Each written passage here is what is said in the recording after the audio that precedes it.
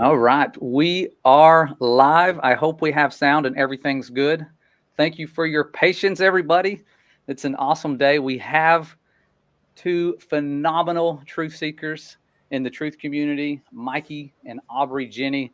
An answer to a prayer. You know, I was praying for Mikey that the Father would send him someone awesome.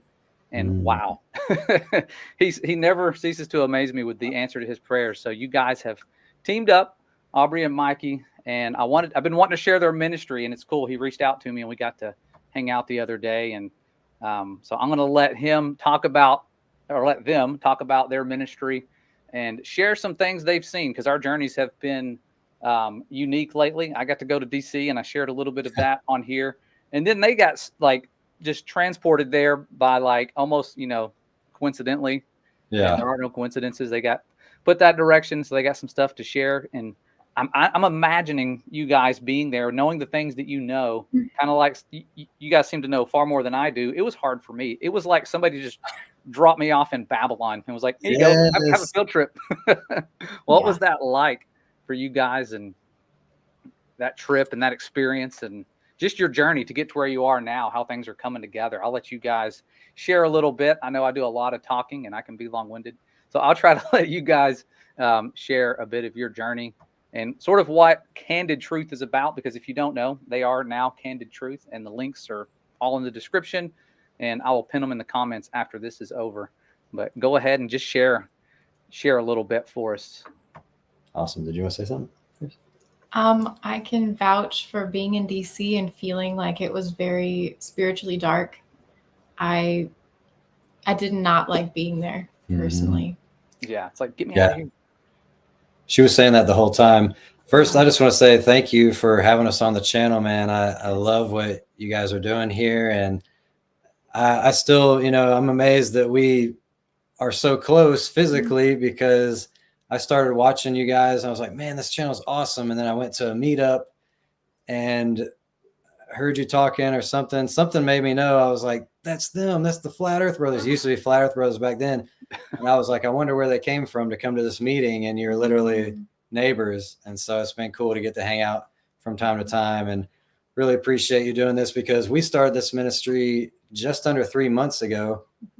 And some of you guys might be familiar with Little Light Studios. I worked there for 7 years and loved it. Loved everything about the ministry, the mission, getting this message out about how Satan is using the media as a tool to brainwash people about the character of the Father.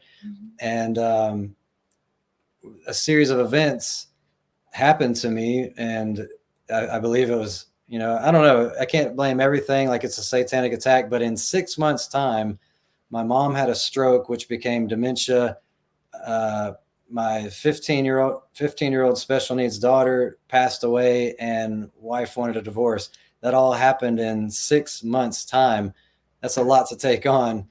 And I reached a place where I was like, God, you are all I have. You're the only person in this world that I can trust that will never leave me.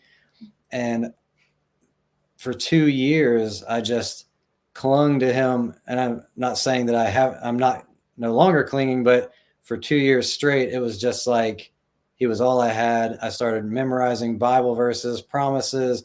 I learned about intercessory prayer, all these things. And then God brings me a beautiful, awesome, amazing wife. And it's amazing how God used Little Light to make that happen because we knew each other online, and she came to give one presentation. And after that one presentation, Little Light offered her a job, which never happens. And so they moved her from Colorado to Chattanooga, where we live. And next thing you know, we're working together, and we fall for each other because I'm like, I've never met a woman who has the desire to know truth, no matter at what cost, to seek, like, what are the origins of these holidays and different things. Like, she'll get to the bottom of all of it and just really dig and get to the roots and the origins of things. And I've never met another woman that was on the same page as me in every aspect, whether it's convictions or desire for truth or what we eat or anything. And so we started a relationship, and we're really quick to just, we want to get married. We want to be right in God's eyes. We want to continue this thing. And when we became married, I was telling her that for about a year, I've just felt kind of heavy hearted about my situation with my mom and different things in my life. And I was like, I feel like I need to be home more. And we are not getting home till 7:30 at night most of the time because of just traveling back and forth to work. And so we were really praying, what should we do? What do you want us to do? How are you going to provide? Open up the door and make it clear to us. And a series of circumstances happened that made us know that this is the door opening up for us to start our own ministry. And so it was like the hardest thing I ever had to do, to walk away from a ministry that I was so passionate about, but I knew that God had a big plan for us, and we had to act in faith and step out and do what we were called to do. And so we both stepped away about 3 months ago in faith, stepping away from a steady paycheck. And it's been amazing to watch the Father provide every month. I pulled up my bank statements, and it's like these donations came in, this little side job came in, and we got just enough to make our bills and mortgage. And it's like, it's amazing. He provides just enough, just in time, to prove that it was him. And that's the way we've been living right now. And it's just, it's been amazing to watch him work.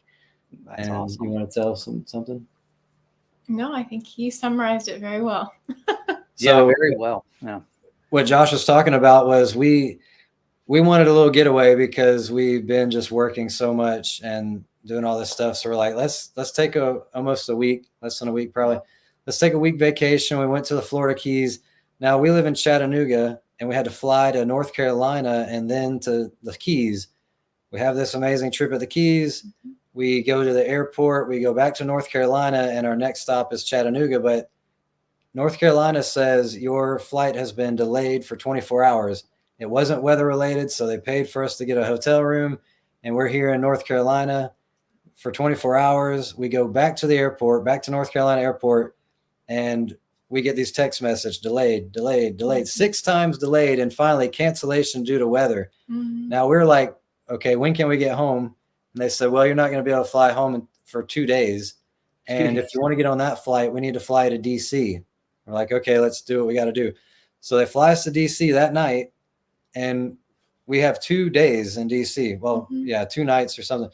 And so I'm like, well, let's just take advantage of this opportunity because we're never going to choose to go here anyway. Yeah. It was paid for, basically. They had to cover it. And we just start touring around and taking video of everything we see, all the symbols. We went inside the Library of Congress and was just mind blown at the open symbology that was everywhere, the occult symbology that's just right in your, kind of hidden in plain sight.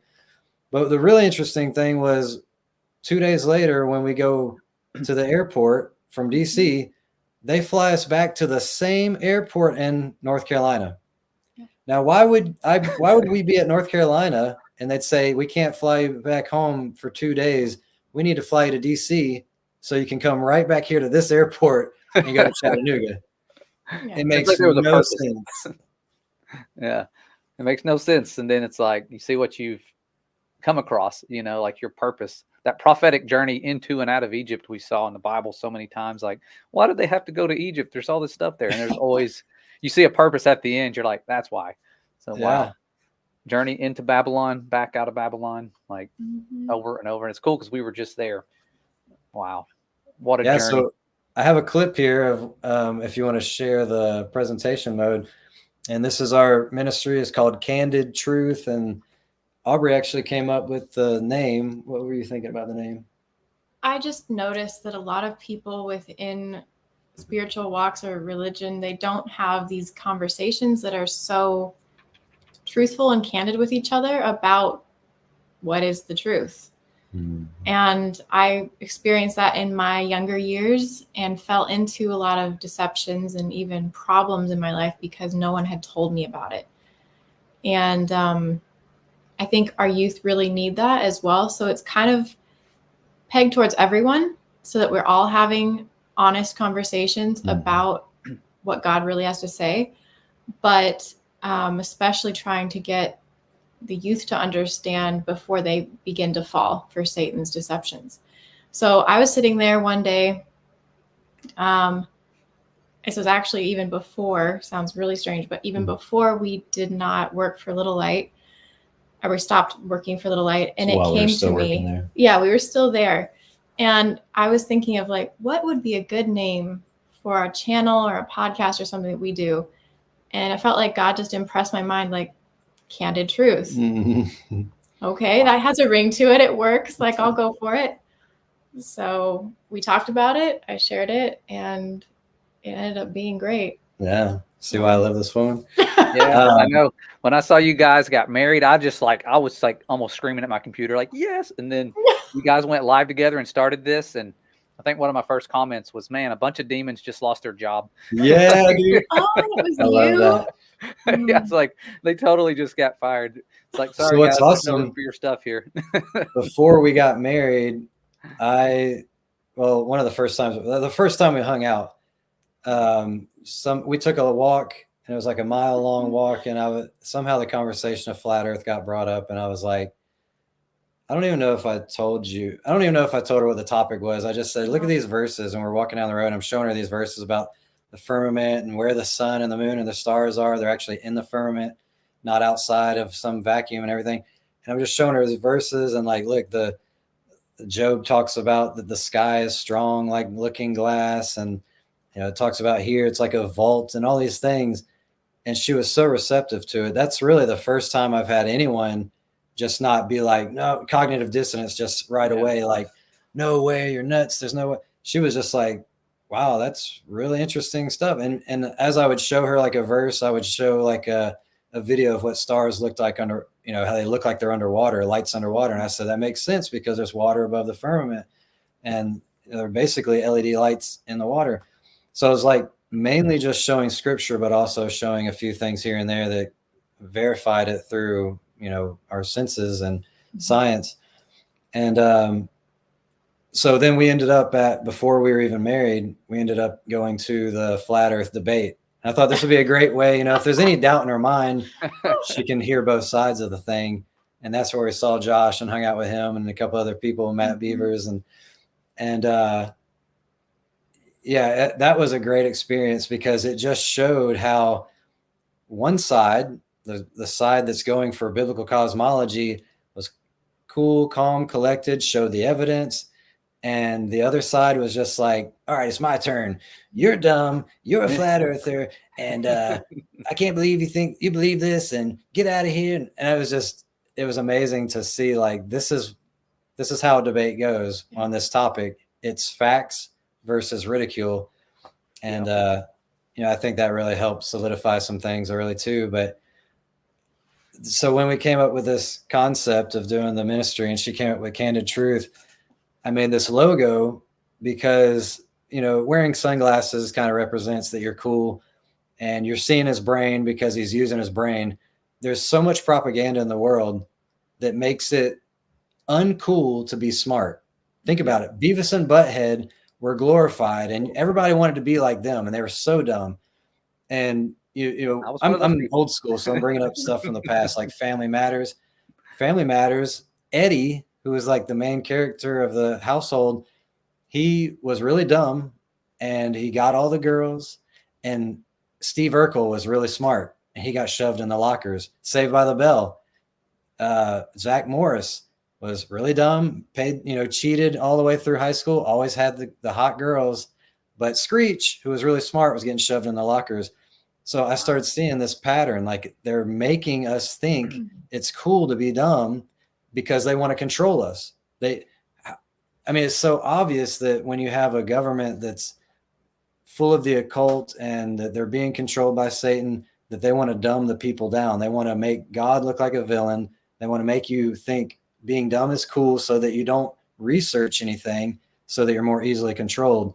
So I'm making this logo as a statement to say it's cool to be smart. It's cool to use your brain, which sounds, almost Captain Obvious, but we're in a generation that doesn't understand that it really is cool and sexy and smart to be smart.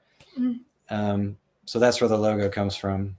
That's awesome. You say stuff like that, and I'm like, you shared things, I guess, because you guys with Little Light, that's what y'all do, is expose things in the movies and agendas. And I always feel like I've seen it all. And then you come along and you say these things about how they make, they're basically putting in our mind this threat of the Most High being the bad guy.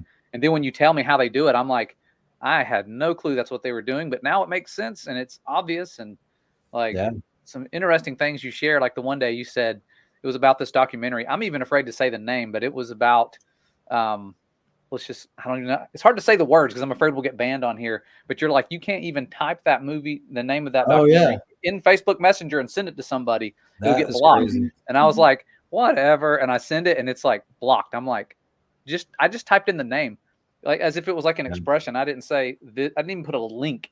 Like I was like, man, like that's amazing. So that goes beyond censoring like broadcast YouTube and Facebook. This is going into your personal messages. Yes. It's creepy. Some dark stuff. Yeah. If anybody's in here that isn't familiar with Little Light and kind of the message of what Gnosticism is, that's filled in movies, there's so many movies that somehow make Satan look like a hero or a sympathetic, you sympathize with the devil. And when you look at the origins of where comic characters come from, the artists will tell you themselves that these are Greek, Roman, and Norse gods. Thor is a Norse god. He doesn't even hide the name. Whereas Aquaman is Neptune, Batman is Hades, Zeus or Superman is Zeus. Like they'll tell you these things. And so what's happened is along the way, Satan has to figure out new ways to disguise his deceptions. And so he had all these cultures worshiping these false gods. And now we live in a culture where we're like, that's so dumb. I'd never worship an idol. I love Batman. I got all the action figures. I wear the logo on my shirt. And it's like, they're telling you Batman is Hades, that he's based off of a demon. This isn't my own words. This is straight from the source's mouth. They said, you're ruining my childhood, man. I know, dude. I was an idol worshiper as a kid. I looked up to Superman. Like I wore the pajamas every day for like 3 years of my life. Like me and my brother, like we wanted to be like Superman. And when I would hear about God, I would relate to him like, oh, so he's kind of like Superman. You know what I mean? Instead of being like, he's way more powerful than Superman. But like in my mind, as a child, seeing this invincible guy, not even knowing his name, Kal-El, light God, like all the different things in the name. And I was obsessed, and I waited forever for the Superman Returns movie to come out in theaters. When I was in college, I was like, oh, here it comes. I've waited since the 80s for this movie. Like it wasn't like Batman when we had all these movies. We were pretty obsessed. I mean, like that's like an understatement. Like we really thought we could fly. Like that's how idol worshiping days. It's interesting you mentioned that he's kind of like Jesus, because they actually that company released pastoral sermons for pastors to show the movie and show how Jesus is like Superman. He got stabbed in the side. He fell in the shape of a cross. He came from his father sent him from another planet to Earth to kind of save Earth. And so that's what you call an antichrist. Yeah, he said that in the movie. I sent them you, my only son. Like it's almost like God speaking. I'm like, geez. He even went into the wilderness, in the Siberian wilderness for 40 days or something. He was 30 years old when he came to Earth. That's when Jesus started his ministry at 30 years old. And but he's more of an antichrist because you look at his mission, his lifestyle. Him and Lois were shacking up. They weren't even married. He's not coming to save the world from their sins. He's coming to, fight bank robbers or whatever, but it's a subtle thing. And he's fighting against Lex Luthor, and Lex is Latin for law, the law of God. Wow. And so all these other things that kind of shows you how Satan is lifted up, but how God is vilified is you have people like Thanos, he's sitting on a throne in a spaceship out there in the heavens, and in a spaceship called the Sanctuary, and he's coming to Earth to snap his fingers and destroy half of humanity, separating the sheep from the goats, the wheat from the tares. And all the superheroes have to put aside their differences, come together and save Earth from this external threat. And when you read Revelation, that's Satan and his army. God's people are never going to try and save Earth from some external threat. It says that 3 unclean spirits like frogs are going to unite the militaries of the world together to fight against the coming of the Lord. And that's what you see over and over, whether it's an asteroid or a UFO or whatever it is. It's so many movies are about, we got to save planet Earth from some external threat. And it's predictive programming. It's preparing the minds of the people to accept, we need to put aside our differences. We need to coexist, religion and gender and all that. We need to just come together and unite, because there's a bigger threat at hand. The world is coming to an end, and we need to fight this evil alien invader, which will be Christ. So I think that's the agenda there. For real. Prepping for Armageddon with all of the tools they can, Hollywood included. There's no limits to what they're going to do. And it's evil, but it's like the evil genius behind the thing. To be wise as serpents is what you have to be. And you're not going to see what they're doing. Like you say, if you're not being smart, using your brain, seeing the patterns in the Bible, what upcoming deception is there, and it matches, like you're saying, what they're doing in the predictive programming in the movies. And I missed it. I mean, I thought I saw all the Illuminati hand symbols and stuff, but that's just scraping the surface Exactly. from what you guys are putting out there. It's powerful. Yeah. So I can show you the first clip. This is how we ended up in DC, and this is just us kind of showing that we're there and what kind of stuff is there right now. Candid Truth coming at you with the truth. And look where we're at. Our nation's capital, in the shape of a dome for a reason. It's all about fertility. And if you see behind me, actually, you can't see it because of the fog, but actually there it is. You can see it in the mist a little bit. That is the obelisk. Why do we have obelisks in America? It's based out of Egyptian, which before that, Babylonian. These are fertility symbols. That's a phallic. And then the pregnant belly of the dome right there.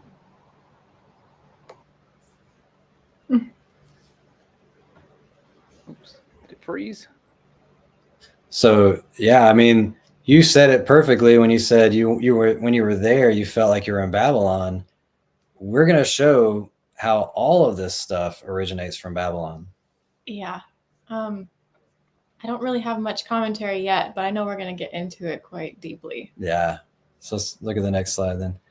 So I thought this was interesting because so many people, especially these evangelical Christians, like, what do they call that? The Christian nationalists and stuff like that. They're all saying right now, like, we need to get this country back to God. This country was founded on Christianity and all that. And really, I believe that that's a huge deception in the last days. I truly believe that the whole mark of the beast system and everything, a lot of people, these movies that come out like Left Behind and all that, they show the Antichrist as being like this one political figure that he just hates Christians and he's beheading them, and everything is about, he's anti-God. And I remember when Obama was president, they were breaking down his name, like Bama means lightning from heaven and all this stuff. And they're showing how he would talk against the Bible. Like he would say, oh, I guess we're supposed to stone our children, all that. But in reality, that's not very deceptive. If you're trying to deceive the whole world, including Christians, you can't deceive them with somebody that's just like opposed to all Christianity. Satan's way smarter than that. He's coming as a religious figure who is teaching the things of the Bible, but making you compromise on truth, because that's how Satan works. He speaks in truth. Like, did God not say you could eat of every tree of the garden? Well, yeah, but you're forgetting the last part, every tree but this one. So Satan loves to speak in 99% truth, which 99% truth is not truth. And so what I believe is going to happen with the whole mark of the beast, Antichrist, one world religion thing is it's going to be based on coexist. This whole movement you see the Pope doing it. He's always having these meetings where every, religious leaders from all around the world, different belief systems all come together, and they're saying, we all serve the same God. We all serve love, whether you're Buddhist or Muslim or whatever, we all have the same God. And so it's all about uniting. And that's why the Bible says when they say peace and safety, sudden destruction will come upon them, because it's going to be a false sense of security. And I believe all the stuff that's happening in the world, all the chaotic stuff, the pandemics, the earthquakes that could be not natural, the pestilences, the the people don't even know what gender they are. And now all this stuff's coming out about, Nickelodeon and P. Diddy, and all the stuff is coming out right now. Why is it coming out? Why is it coming to light? I believe it's part of the Hegelian, is that how you say it? Hegelian dialect. They're playing both sides. There's a pendulum swing. And you notice when there's votes, it's always, we have a Republican Party for 4 years, Democrat for 4 years, maybe 8, but it's always back and forth. When I was growing up, it was George Bush Sr., Bill Clinton. So it was like Republican, Democrat. Then it was Bush W., which was Republican again. Then it was Obama. Then, it's always back and forth. And they do that because they have an agenda. It's 2 steps forward, 1 step back. So they make you feel, they give you the freedom, the illusion of the freedom of choice. You put in your vote and then you think, oh, shucks, I didn't get my guy. Maybe next time. But after 4 years, one side is like getting ticked off and they're like, we're about to have an uprising. So, oh, nope, don't have an uprising. We're going to give you a chance to vote again. Now we're going to give you your vote. So that's what they're doing. They're like, we're going to make this side really angry. And when they're about to have an uprising, we're going to give them their political leader, but nothing ever changes.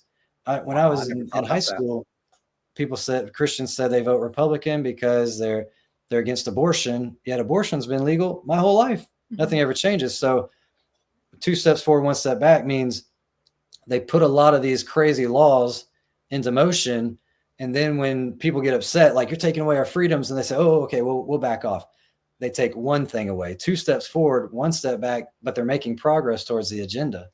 I was going to say that they usually are working to do that, to polarize people in one direction or another. And that's the stepping forward that happens. If they can get people to get so angry at one thing, they're like, oh, if that happens, then everyone's going to, I don't know, have an uprising of sorts. Then we're going to cut down on everything in that arena. And that is like another, I just kind of like carving out a path that they're leading us all down. Yeah. And they're happy about it. So that's how, the Hegelian dialectic works in the Illuminati and Freemason world. And even the Rothschilds and such. What's that? I'd never thought of it that way. That's how it's gone back and forth like that my whole life. Because it gives you that chance, like, we're losing hope. Nope, we've got hope. We're losing hope. It's kind of like, it's this like roller coaster, and they just keep us brain numb that we don't catch on to it. We're like, we'll get them next time, 4 more years. Yeah. Right. And so I believe in order for the mark of the beast system to happen, it's probably going to come from a far right wing leader. I'm not going to say it's Trump, but I don't think Satan knows or anybody knows like when it's going to happen. But I believe personally that everything's being set up to make him win with these, he survived assassination twice. Now even celebrities are starting to promote him and stuff. And if you look at Project 2025, their agenda is whoever is the next leader, he's going to have the right to enforce by law, like religious type laws, including like everyone has to go to church on Sunday, the day of the sun, the heliocentric, and that's what the mark of the beast is all about, is a forced system of worship. A lot of people get hung up on, you can't buy or sell unless you have the mark. So they think it's a microchip because that one verse, but really you can't buy or sell because that's the punishment. If you don't worship this way, you're not going to be able to buy or sell. It also says you're going to be thrown in prison 10 days and finally beheaded. Those are just punishments of not receiving this spiritual mark. When you look at Revelation, it talks about there's some that have a mark in their forehead and their hand, which are the beliefs of your mind and the actions, the works of your hands. And those who have the seal of God in their forehead, that's not a physical, literal sign in your head. But people, Revelation's all symbolic. A woman riding a 7-headed dragon, drinking blood, a woman standing on the moon, clothed with the sun. All those things are symbolic. But people get so hung up on one verse that says you can't buy or sell without it, so it must be a microchip. That's not true. It's going to be a system of forced worship that causes you to compromise on truth, causes you to disobey God. And if you're a true commandment-keeping Christian and you say, like Shadrach, Meshach, and Abednego, you say, I refuse to bow because that's breaking the commandment, you're public enemy number one. You're the cause for all the wars and everything, you know, they're going to say you're the cause. We got peace, we got coexist, but you won't compromise, and so you're the problem. We're going to lock you up, and it's going to make sense to a lot of people. They're going to say, yeah, that person is just some crazy zealot, you know. But Yeah. I'll just bring this up right now because I'm not sure if we did include it in our presentation slides. But it's really cool because they had on the ceiling, you'll see different types of almost instruments of carrying out their agenda, even such as education and science and medicine and theology, but they had politics on there. And for each one of these disciplines, they had a god, usually around the frame of the picture or on the sides of it. And you started realizing that these are actually, for each one, politics is like a god that they're following, and it will lead you to the same place that they're wanting you to go to.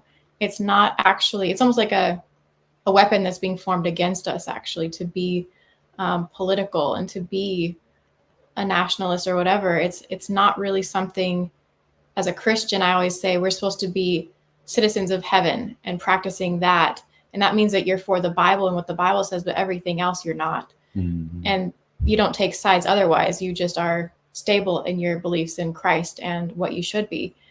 And so I guess it became clear, and I hope that is clear the way I explained it, that even politics was written up on the reliefs on the ceiling as a mechanism which they're using against us to groom us towards the path that they're going.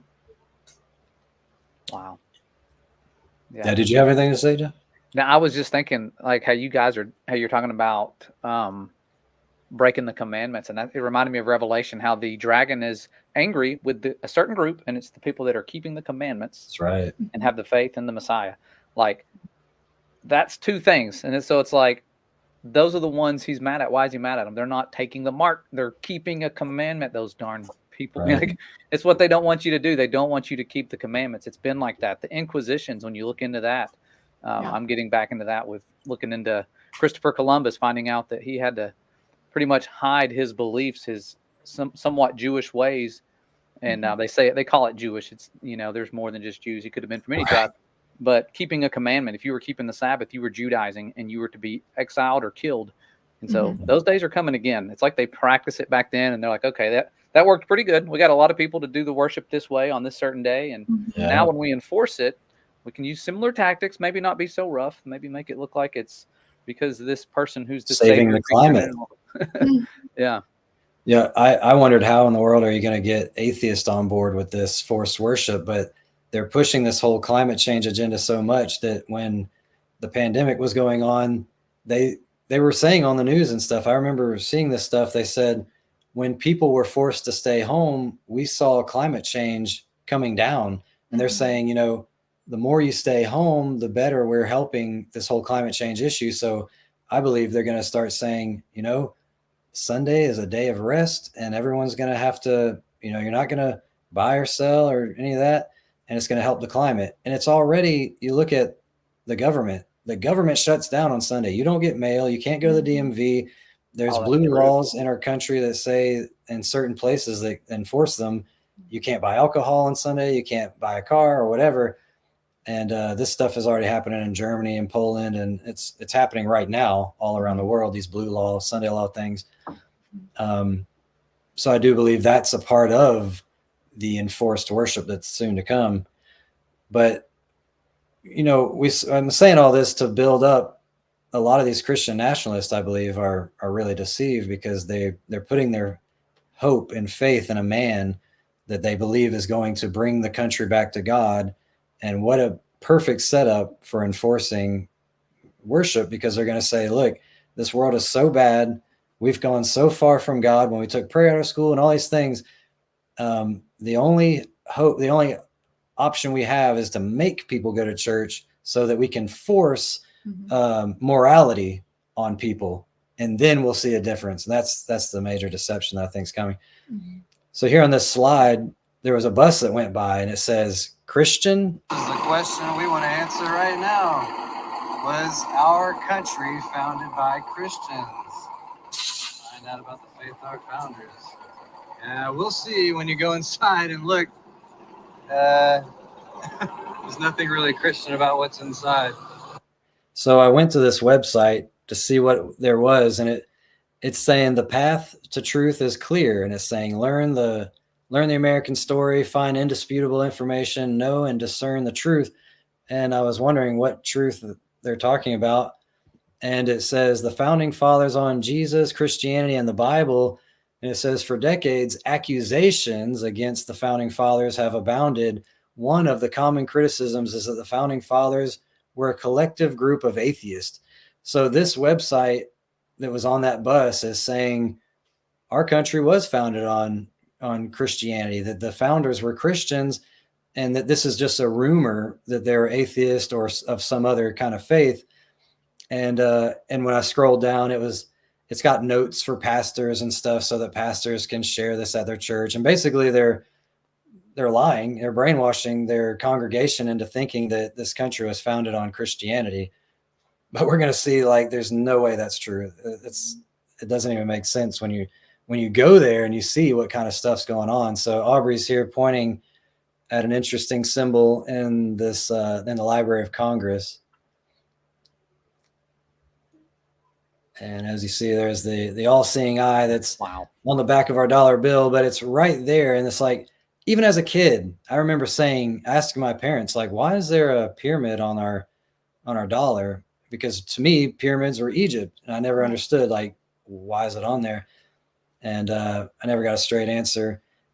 And to go along with what Aubrey was saying at the beginning, I lost my faith as a child because Christians didn't have good answers for my tough questions. And I, as an artist and stuff, and as a critical thinker, I was looking at things like this and asking a lot of questions. So what does that symbol mean?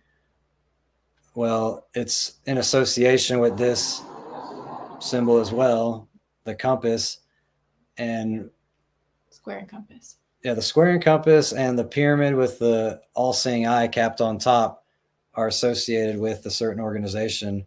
You want to read this? Yeah, it says the Eye of Horus or the Eye of Ra. Before I begin, I don't know how to pronounce all these names, so I'll try my best. The Wajet or Ujat, meaning whole one, is a powerful symbol of protection in ancient Egypt, also known as the Eye of Horus and the all-seeing eye. The symbol was frequently used in jewelry made of gold, silver, lapis, wood, porcelain, and carnelian to ensure the safety and health of the bearer and provide wisdom and prosperity. However, it was also known as the Eye of Ra, a powerful destructive force linked with the fierce heat of the sun, which was described as the daughter of Ra. The eye was personified as the goddess Wajet and associated with a number of other gods and goddesses, notably Hathor, Bast, Sekhmet, Tefnut, Nekhenbet, and Mut.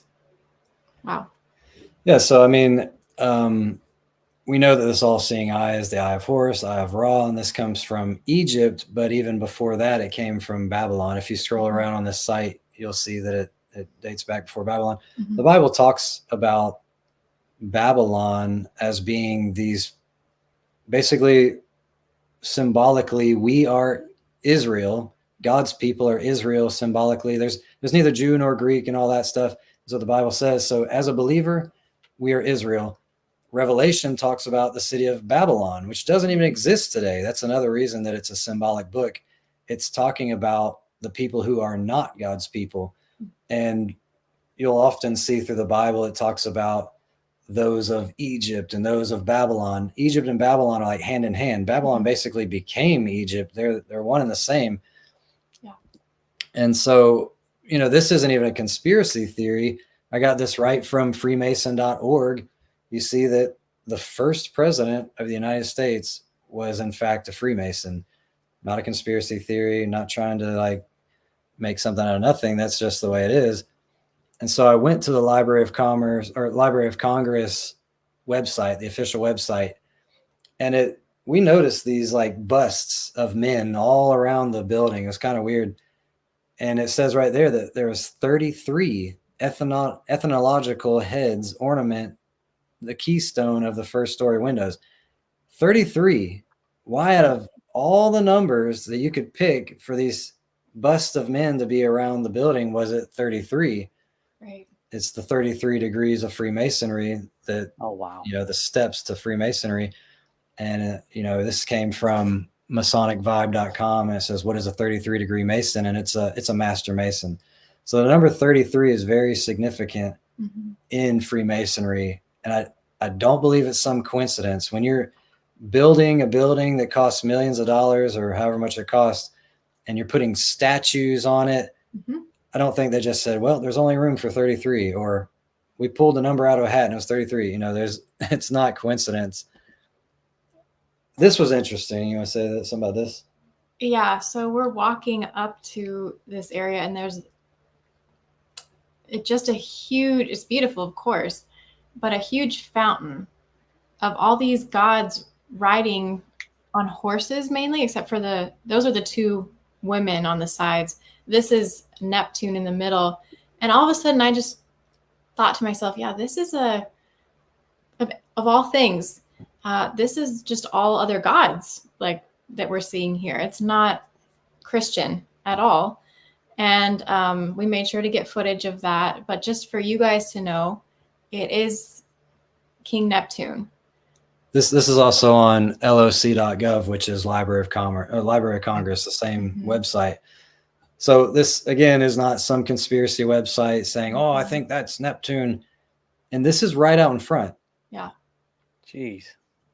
It says, at the front of the building is the Neptune fountain showing King Neptune, the Roman god of the sea and the brother of Minerva. You guys need to take notice of that, because we came across Minerva quite a few times there. Hopefully we have footage of that we're going to show. Anyway, getting back to it, Minerva and his court. The figures were sculpted by Roland Hinton Perry. So if this was a Christian nation founded by Christians, where's the Ten Commandments? Where is a big old statue of the Bible or Moses? Or some figure from the Bible?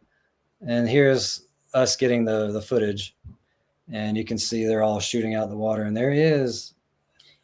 Naked, no less. I'm not really sure. Jeez. That would be quite a Christian practice. Warning, guys, PG-13. And it's right there in the front of the building. I mean, if you're going to put a statue in front of a building, it seems like it has high significance. Right. And so here's some more footage of what we saw in the building. So a lot of people think that our country was founded on Christianity. Why do we have Hercules, Whoa. Zeus, Apollo, Venus? These are false gods. These are not Christian gods.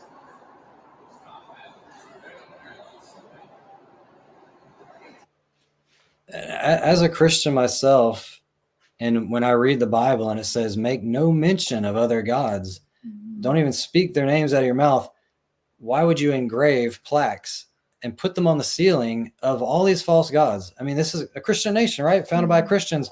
Why would any Christian put Apollo, Zeus, Venus, and whoever the other one was? You already said that. Yeah. Neptune and such. Hercules. Yeah, Hercules. So this is just for, anybody who's on the fence, thinks that our nation's Christian, and this proves that we are not a Christian nation. We were never started as a Christian nation. And yes, things have gotten a little more openly in your face with media and things like that the country's gone kind of downhill, but we were never a Christian nation. And I do believe that there's a lot of Christians in this nation. We did found this country on freedom of religion, which is a good thing. Nobody should be forced to worship anybody.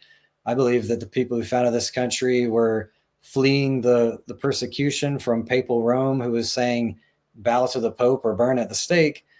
But when they came here, it wasn't just we want to be practicing Christians. It was we want to be alchemists. We want to be Freemasons. We want to be a part of the occult, and we don't want to be burned for it. Yeah. And so we have the freedom here to have a satanic temple or be a Muslim or whatever you want to be. Put up a giant obelisk. Like, Yeah. that's dark. I mean, you're showing me those statues, and it's reminding me of the lesson we did about the planets being the chiefs of the stars according to Enoch, and saying the prophecy said they'd all be taken to be these false gods, and those bright lights in the skies are named after those same gods you guys are showing the names of in these buildings, and they're statues of them.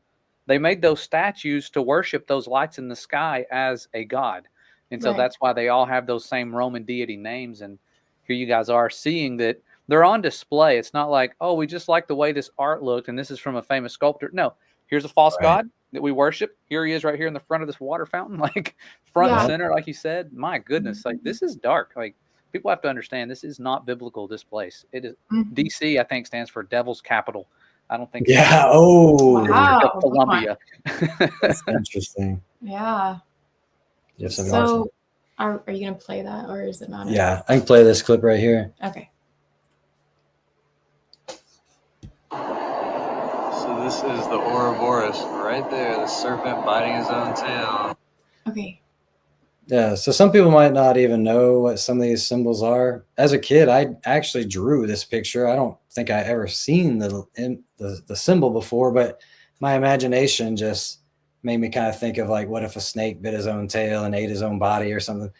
And I drew this symbol. I also believe that I was being, and I say a kid, I was a teenager in high school when I was messing around with drugs and everything. So I believe I was being inspired. I loved drawing eyeballs. I loved drawing this snake biting his own tail. And I look back, and I even made up my own band name called Caged, and every letter was a different symbol, and the A was the all-seeing eye. And I do believe that I was being inspired by Satan to draw these things. Wow. And so this serpent biting his own tail, what's the big deal with that? Wait.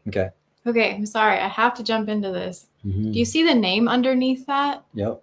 W. Jaggard. Mm-hmm. So that whole area that we were in had all these different symbols like that and names. And I was just kind of wondering, what's up with this? So I went and I looked up most of these names. These are actually the people who supported the founding of the government. Mm. And if you find out more about them, you will find out what degree they had in the Freemason order and or Illuminati and so on. That they actually had a publishing company, not this one particularly, but most of them had publishing companies, media companies. This should ring a bell. They started owning everything to promote what they wanted. Yeah. And so it was just really strange, because if you really want to know, these are like their donors list that they have listed on the ceiling to fund and create the very path that they're wanting to take. And they're just thanking them. And if that's new to anyone, I think it should be, because it was really new to me. But it's incredible just how blatant they're being. Yeah, there was so many very humanistic ideas in this place, like all these plaques that had phrases, and it was all about like humans are the best, and it was saying it in different ways. And we're going to see something that says that too. Well, we already actually saw one. I hope you noticed on one of the footage. I think it was the one before this. It actually said beauty is truth and truth is beauty. So that kind of sums it up, if you will, for media as well, because what they're showing is art. I think for me anyway, that's what rang a bell, is that when they say beauty, it means art. And art can be molded into whatever you want it to be, to send a message to the hearer, to the watcher, whatever. And so they're using it to spread what they call truth, while it is a upside down flipped message of Gnosticism. That's a very good point, because that's how Satan spreads his message. You know, people, they go to church to hear God's word, and there's some usually old guy up front that's opening up an ancient book and saying, turn with me to this and this. But Satan is telling his story through animation and $1 million budgets of Hollywood explosions and hot men and women. They're, you know, these American idols that we call them, these stars that are, you know, a star is a symbol of angels and celebrities, people to be celebrated. Satan uses those people to get his message out because they're beautiful and they capture your attention. When in the book of Revelation, John wasn't really focused on the pure white woman that was on the moon. His attention went to this harlot that was dressed in scarlet because she was so beautiful and seductive. And that woman represented a corrupt system, a corrupt church, state, union, and all that. And that's where his attention was going. So this building is no doubt beautiful. All the art, like as an artist myself, I love looking upon these things. But what is the message coming from it? Right. And just to prove it further, some of these plaques that they had up for we'll call them just supporters or funders of the government. One of them was actually an Emerson, and they had a quote by Ralph Waldo Emerson. So some of them are in fact the very artists or painters or writers and so on that we know as huge legendary figures today that they make you read in high schools or otherwise. It's just incredible that they were setting these people up to actually lead the way. And you can see that further. Yeah. Sorry, guys. Pushed a button. So, accidentally messed up our setup. You're good. Oh. You guys keep going. Sorry, I'm trying to figure out what I've done. There you go. I fixed it. So I'm going to show a slide here. All right. So this is a hand holding the Ouroboros. And so, yeah, if you don't know what that symbol means, a snake biting its own tail, that is the Ouroboros. It's a very ancient occult symbol. And we mentioned briefly Gnosticism, what Gnosticism is. Gnosticism is turning the Bible upside down, where Satan, Lucifer, he was the good guy. He entered into the garden and he wanted Adam and Eve to have knowledge. But God, he was trying to keep them from knowledge. So God was this tyrannical villain that put Adam and Eve in this garden prison and was trying to keep them from going outside of that place because he didn't want them to know that there's a whole beautiful new world out there of endless opportunities. And so Satan is looked at as a hero. This is what the Luciferians believe. And I'm sure a lot of you have seen the video where that guy he walks up to a Shriner and he says, "Who's your God?" And he said, "Lucifer." This is an old man. And he's saying, "Oh," and it was like, he was so brainwashed. He's like, "What? The Bible says that?" Like he didn't know that the Bible said that Lucifer was a bad guy. He believed Lucifer was a beautiful angel of light that was giving knowledge to Adam and Eve. And so that word Gnosticism, remember that word, because the Ouroboros, it says, is an ancient symbol. And it says the serpent Ouroboros surrounding a circle with lettering in Latin and Hebrew pen and watercolor drawing. It's just describing this image here. But when you scroll down to see what does it mean. Okay, that's great, actually. Keep going. Yeah. So what's the definition of the Ouroboros? I'm sorry, I'm getting excited. So I'm going to actually skip down to where it says the Black Book. Okay, so it says the Black Book, a source book for spells in the black arts, was the textbook of the Black School at Wittenberg, Germany, purportedly where witches and sorcerers went to learn black magic. Yeah, I hope I got the other part. Yeah, Ouroboros, an emblematic serpent of ancient Egypt and Greece, represent why in America? This is Egypt and Greece. Represented with its tail in its mouth, continually devouring itself and being reborn from itself. Not reborn from Christ, reborn from itself. A Gnostic and alchemical symbol. Alchemy is science and sorcery together. That's what alchemy is. Trying to create eternal life through using science and sorcery, or trying to create life or whatever. They tried to figure out how to create gold and all this stuff. Ouroboros expresses the unity of all things, material and spiritual, which never disappears but perpetually change form in an eternal cycle of destruction and recreation. Wow. So here's another clip. Here we are, Washington, D.C., the obelisk, the towering obelisk. Why do we have an obelisk in America? Do you know? I do. We're going to find out. So, that's just a clip of us in front of the obelisk. And all these sources that I'm finding this stuff from, it's not Alex Jones, it's not any kind of conspiracy theory site. These are like, this is called Egypt Tours Portal. Everything I'm finding is going to be straight from the Library of Congress or straight from, you know, a source that's saying, hey, we're going to give you a tour of Egypt and we're going to show you what all this stuff means. And it says the obelisk originating during the early dynastic period of ancient Egypt serves as a monumental reminder of the civilization's forgotten glory. Crafted from a single piece of red granite, it was an architectural innovation designed to commemorate rulers and events and honor ancient gods. Interesting. Particularly the sun god Amun. So basically that's what I wanted to show, is that this is Egyptian and it's used to glorify the sun god. Yes, as well as rulers and ancient gods, which is kind of ancestor worship together with paganism. Outside of that obelisk, it says that it was a monument to George Washington, which I don't believe that was ever the original intent for that thing to be erected.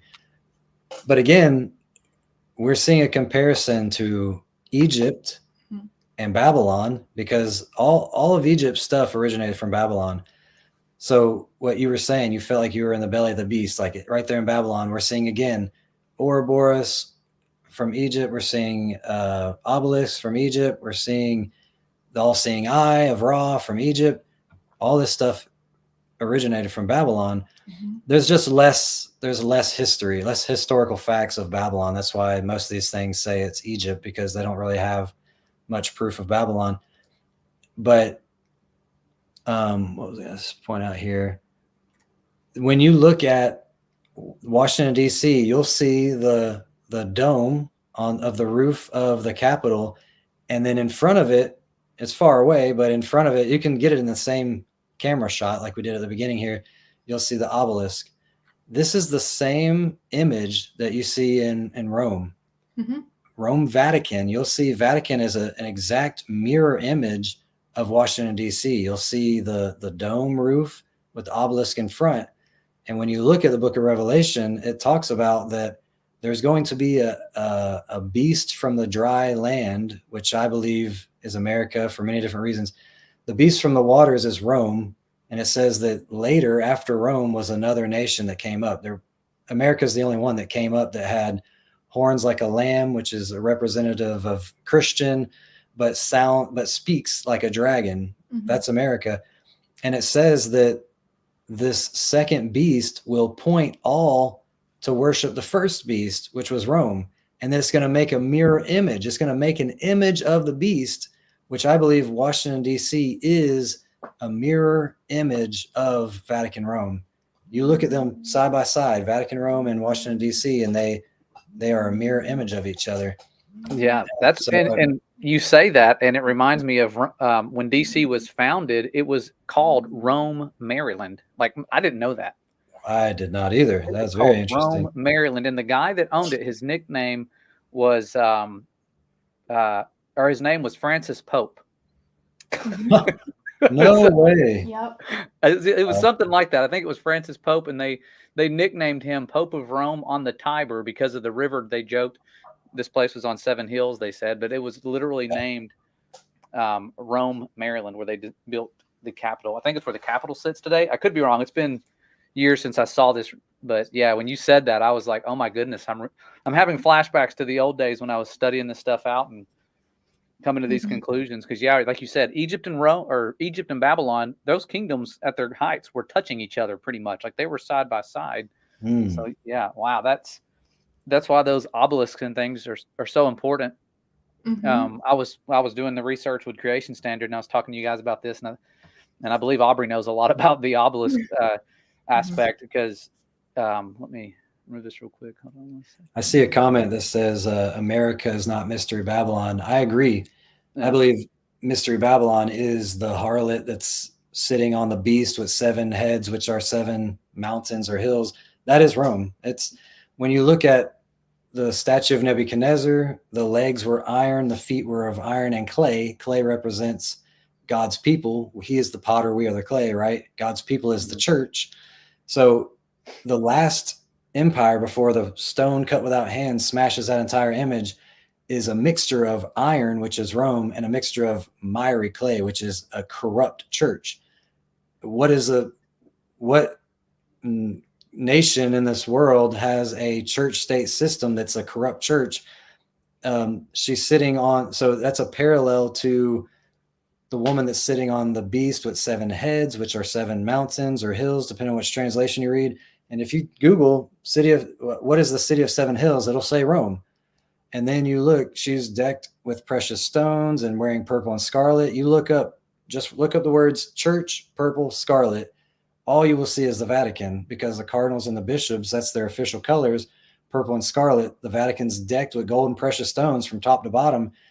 The Vatican is this harlot, this corrupt woman that's sitting on the beast, which is a nation that's on the city of 7 hills. So I do believe Mystery Babylon is Rome, Vatican, the papal system, but I believe that America is the mirror image of that beast. So that we're going to see from all these symbols that they literally are that mirror image. So this is interesting because it just came to me, but basically everyone was fleeing religious persecution the first time. This is like their plan B.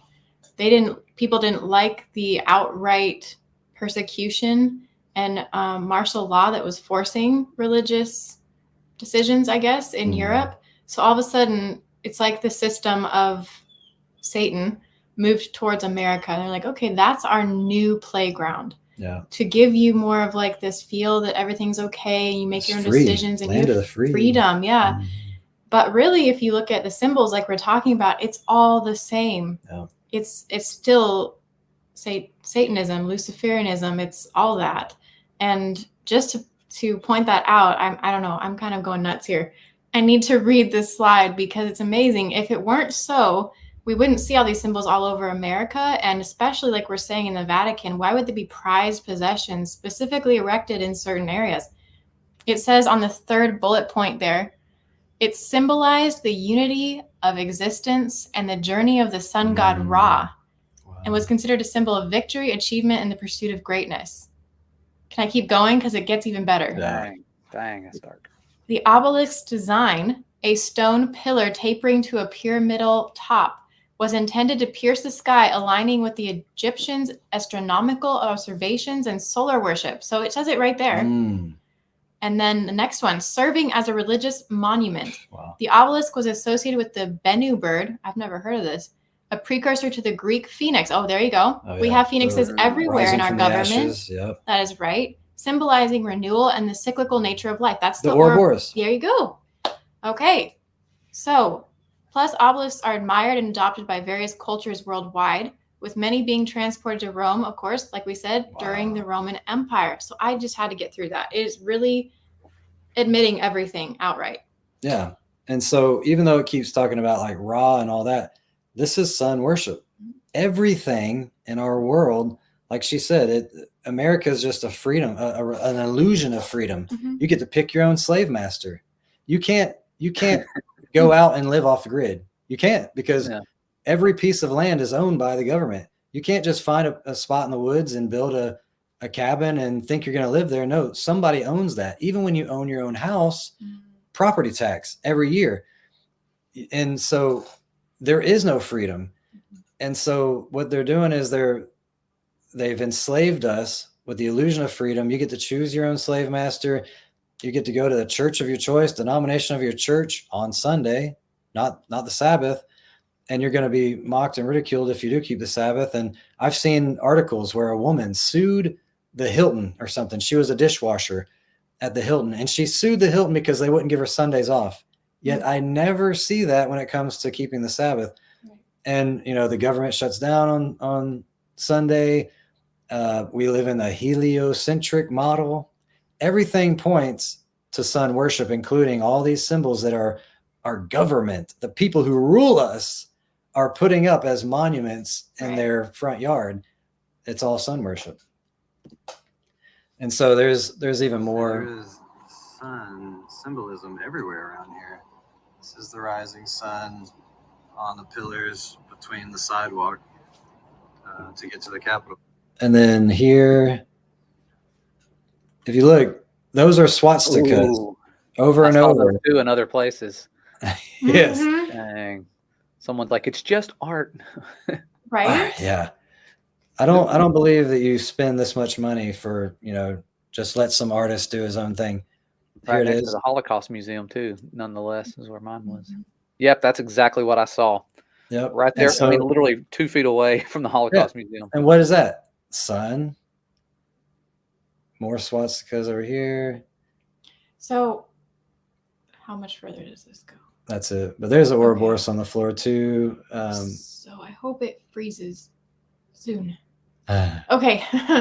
So in between the swastikas, and there's like a margin here, there's like fronds, if you will, like a fountain of fronds and trees. Basically, what I found out is that if you haven't done your research, I hope, yes, right there. It looks kind of like wheat, maybe, but it's usually a palm tree. It's like an old Babylonian way of drawing a tree. And they have them all over the place because when you really get down to it, it's not just sun worship. Sun worship in the very beginning with Nimrod. Man, you guys are going to have to go watch my video on this. I don't know how to explain all this. Check out Who is the Rain Man. That was a good one. Yeah. It's all worshiping certain holidays, and everything comes down to worshiping the gods, and each one of them have a tree that they absorb, I guess, that they represent. So it's tree worship as well. The Druids especially are known as people who worship the trees. They're called the oak. The one who knows the oak. Wow. And we bring one into our house every year. Right. Yep. And I didn't even think to mention that when I was talking about how everything is sun worship. Right. But also every holiday that we all keep because it's in our faces. Like, it's not even our choice. It's, you go to Walmart, bam, it's Christmas time, or you go anywhere, it's music on the radio. You don't have a choice. Like, we choose not to participate in those holidays. But what I mean is, in our culture, it's in your face, and you're actually pressured to keep it. Like, what? You're not going to celebrate Christmas? Why not? You're not going to let your kids decorate eggs? Buddy. Huh? They're like, you're not in the Christmas spirit. And it dawned on me every year. It's like, there's the Halloween spirit, the Christmas spirit. There's never a Holy Spirit. It's always, you're only a Scrooge if you're not in those particular spirits, the team spirit, the school spirit. My whole life, I was told to be in a certain spirit. And by the world, it was always some other spirit than the Holy Spirit.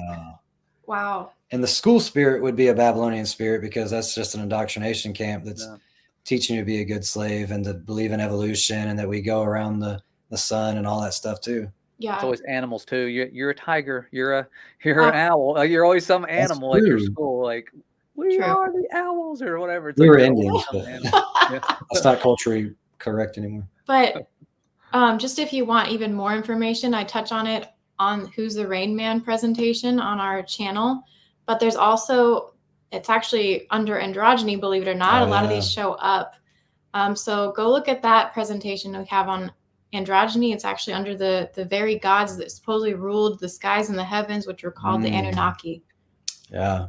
And you'll probably see a lot of it in the holiday presentations as well. Yeah. So sun, everything was a sun. The swastika, this is from Britannica. It's not a conspiracy site.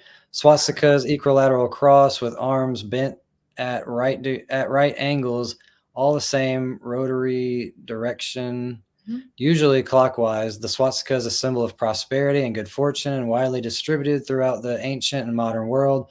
The word is derived from the Sanskrit svastika, meaning conductive to well-being. It was a favored symbol on ancient Mesopotamia coinage.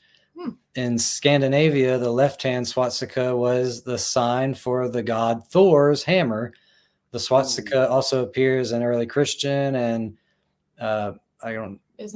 Byzantine art, where it became known as Gamodian cross or crux Gamodian. Somewhere in here, it's got to say the sun. I hope I got the screenshot. This is a symbol, an ancient symbol of the sun, especially in Asia. I guess I didn't get the screenshot. You can look that up yourself.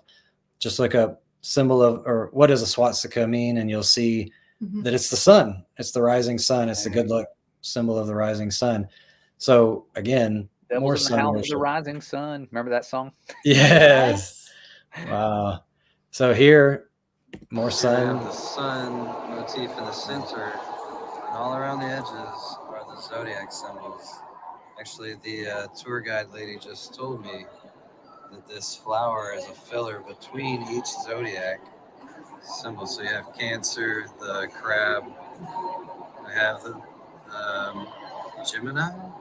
I can't remember what these zodiac symbols are. This is you do see the zodiac symbols of Pisces.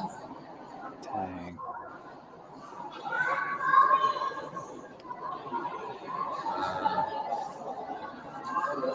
So I asked her what that flower meant because I was thinking it was some lotus type significant thing. And she goes, oh, it's just filler between the zodiac signs or the astrological signs or whatever, astrology. And here's a bit further picture where you can see it all the way around are those zodiac symbols around the sun right there in the middle.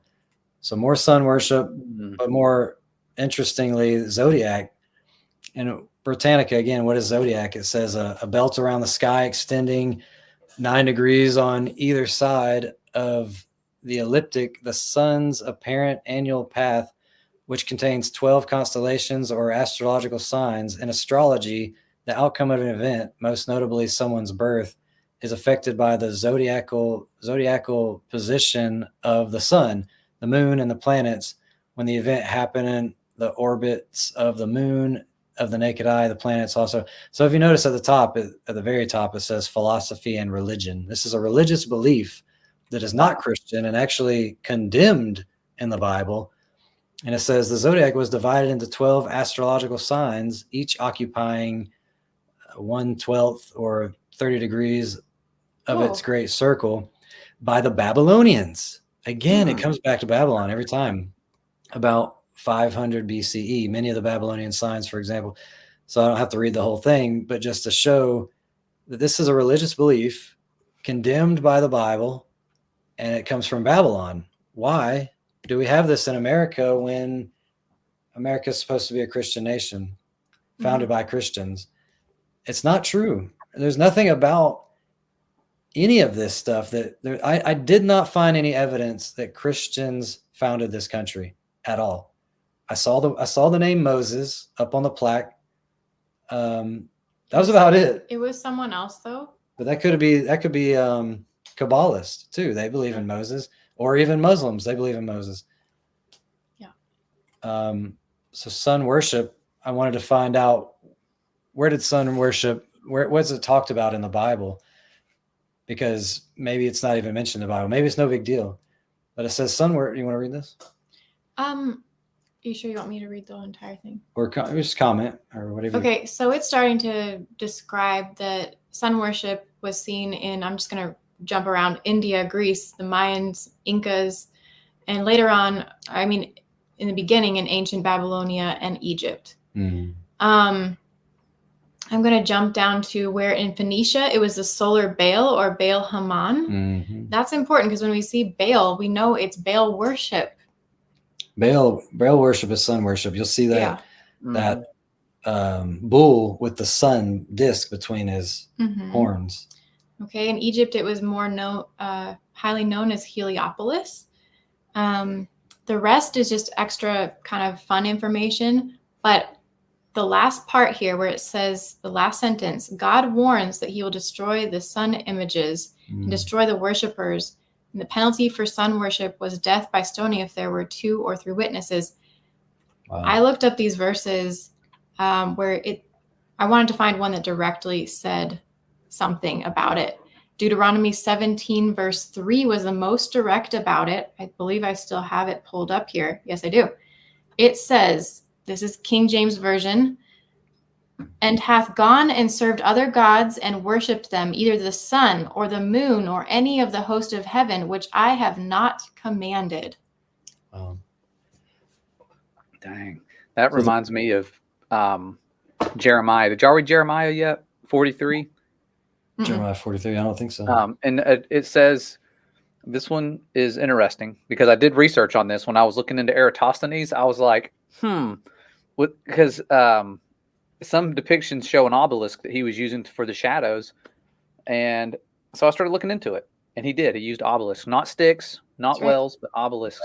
And it brought me back to a prophecy that you can see is fulfilled when you start studying these obelisks, because it says here, I shall kindle a fire in the temples of the gods of Egypt, and he shall burn them and carry them away captive, and he shall clean the land of Egypt as a shepherd cleans his cloak. He's talking about Nebuchadnezzar here, fulfilling, the Father's purpose, even though he wasn't perfect or a good guy all the time. This guy was fulfilling a purpose. And so it says, as a shepherd cleans his cloak of vermin, and he shall go away from there in peace. He shall break the obelisks of Heliopolis, which is in the land of Egypt. And I was like, oh, wow, that's talking about him. He doesn't like sun god worship, and they're doing this there at Heliopolis, and those obelisks were destroyed. The Romans found them in the dirt, laying in the sand, an obelisk, because the prophecy obviously came true. And so they resurrected that. They had it shipped, which most of those Egyptian obelisks have been shipped carefully and put up around the world. But this one was put up in Alexandria.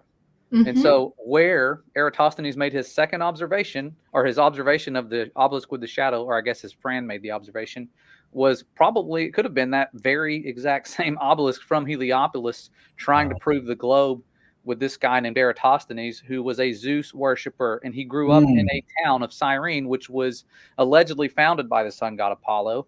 Like, it gets so dark. And I'm like, oh my goodness, that was this prophecy being fulfilled right here. And Eratosthenes using two obelisks because he was a sun god worshiper. He grew up in that place with the temple of Zeus and the sanctuary of Apollo.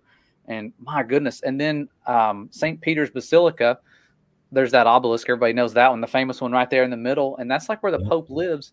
And that was the obelisk from the circus of Nero, however you say his name, the one that was murdering Christians, killed Peter and Paul, had them put to death, fed the lions. That obelisk was standing right there. This sun god worshiping statue standing right there while Christians are being martyred and killed.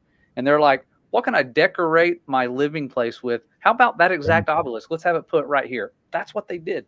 Like, it's satanic. Like, it's satanic sun god worship. It's blatant. And yeah, when you guys go there and you see this stuff, it's hard to see because you're believers that have came out of Babylon seeing things that are just outright against the Most High. And it's right there at a place like they're saying it's founded on Christian beliefs. No, it's not. it's obviously not. These things were special to them. These sun god worshiping symbols were more than just decorations. They would have you put to death if you dropped it and dented it while you were moving it. You were killed. Like, where's that in the Bible? Kill them if they accidentally damage a sun god worshiping object. These are the popes in action here, the powers of Rome. That it's very much like DC. Rome and Greek, it's all bled over. It's all the same. It's all the exact same blanket. It's creepy. So far, we're trying to build a case of is America a Christian nation? Was it founded by Christians? So far, we haven't seen anything, but we've seen a lot of, Roman gods and the sun worship and Babylon and all that, Ouroboroses. Yeah. This right here is such a. Just watch this clip. That was telling. You gotta see it. This is the most occult place I've ever stepped foot in. Look at this. The true Shekinah is man. When the Bible talks about the Shekinah glory, it's the glory of God. And they're saying that man is the true Shekinah glory.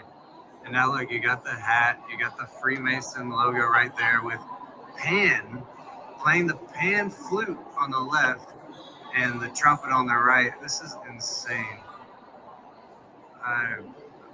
This is crazy. So Pan is the Greek god who was a product of an orgy. He's the Greek god of sexual deviance and all these things. And that's where we get the word panic from. That's where we get the word pansexual from. And this is where we get the idea of what Satan looks like. The idea that he has goat horns horns and feet. And he plays this Pied Piper thing, which is a false representation. Satan is an angel of light. He can appear as an angel of light. He is an angel. He's a fallen angel. And he makes these caricatures of himself so that we won't be able to spot him when he comes as an angel of light, we'll say there's no way that could be the devil. The devil's scary and he brings fear. But people in the New Age, which is a satanic practice, they'll say this is the most loving feeling I've ever had. Ever since I've been meditating and doing yoga, I've had so much peace. Satan isn't, you can't just say I'm letting my feelings dictate whether this spirit is good or bad. It never says that in the Bible. It never says if it feels good, it's good. If it feels bad, it's bad. It says test every spirit according to the scriptures, not by feelings. And so this is more Greek gods again. And I never dreamed I'd see a quote like this. The true Shekinah is man. Wow. This is the most satanic thing you can get. This is humanistic on every level. It's disregarding God altogether. It's not just saying like man is the greatest. It's literally using the word for the Father and saying the true Shekinah is man. Is that genie lamps next to it? Like those genie lamps? Yes. When I was reading about those were what were essentially where in one of those books was like where they captured these demons and kept them imprisoned and used them like a genie to build. This is I don't this isn't like a biblical text, but it was a book somebody told me to look. It was like the Testament of Solomon, but it was like essentially he was so wise, but he was also being deceived, and he used demons to build the temple. Is what it's like. He imprisoned these unclean spirits and like basically made them slaves, like the modern day genie aspect. Like I'll grant your wish. Like he was able to do that. I'm not saying that's true, but it's interesting that they use the genie lamps, which would, according to that mythology, would have been what they housed demons in. Yes. Kept them in. That's creepy. Well, and based on what you're saying as well, the Freemasons and Satanists usually set up what they call the Temple of Solomon with the pillars and the black and white checkered floor, and they follow this structure that supposedly is the exact blueprint of Solomon's temple, because they have written in there that they emulate Solomon and how much he did have this power to work with demons. Wow. So that makes a lot of sense. Yeah. They said that it's a, whatever that writings is, says that Solomon had a ring with a symbol on it that gave him the power to control demons. And I've heard that symbol was the 6-pointed hexagram, which a lot of people associate with Israel.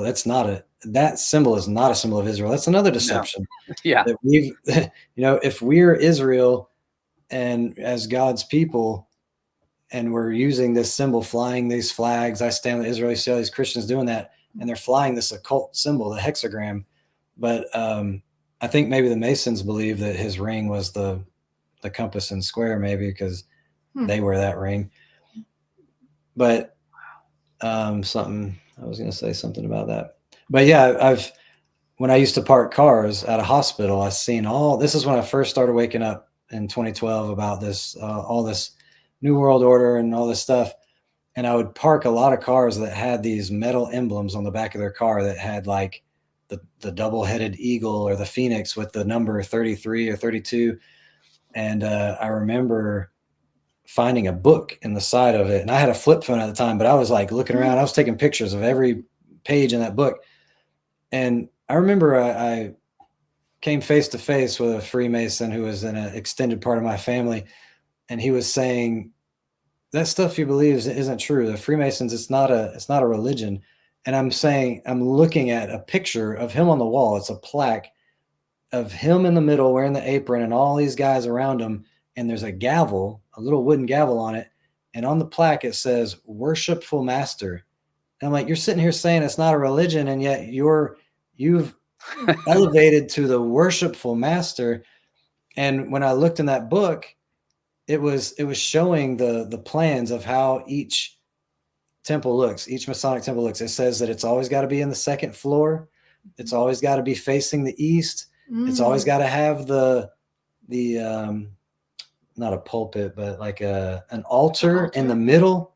And it does have a Bible in the middle. But a Quran as well. Yeah, they have other books.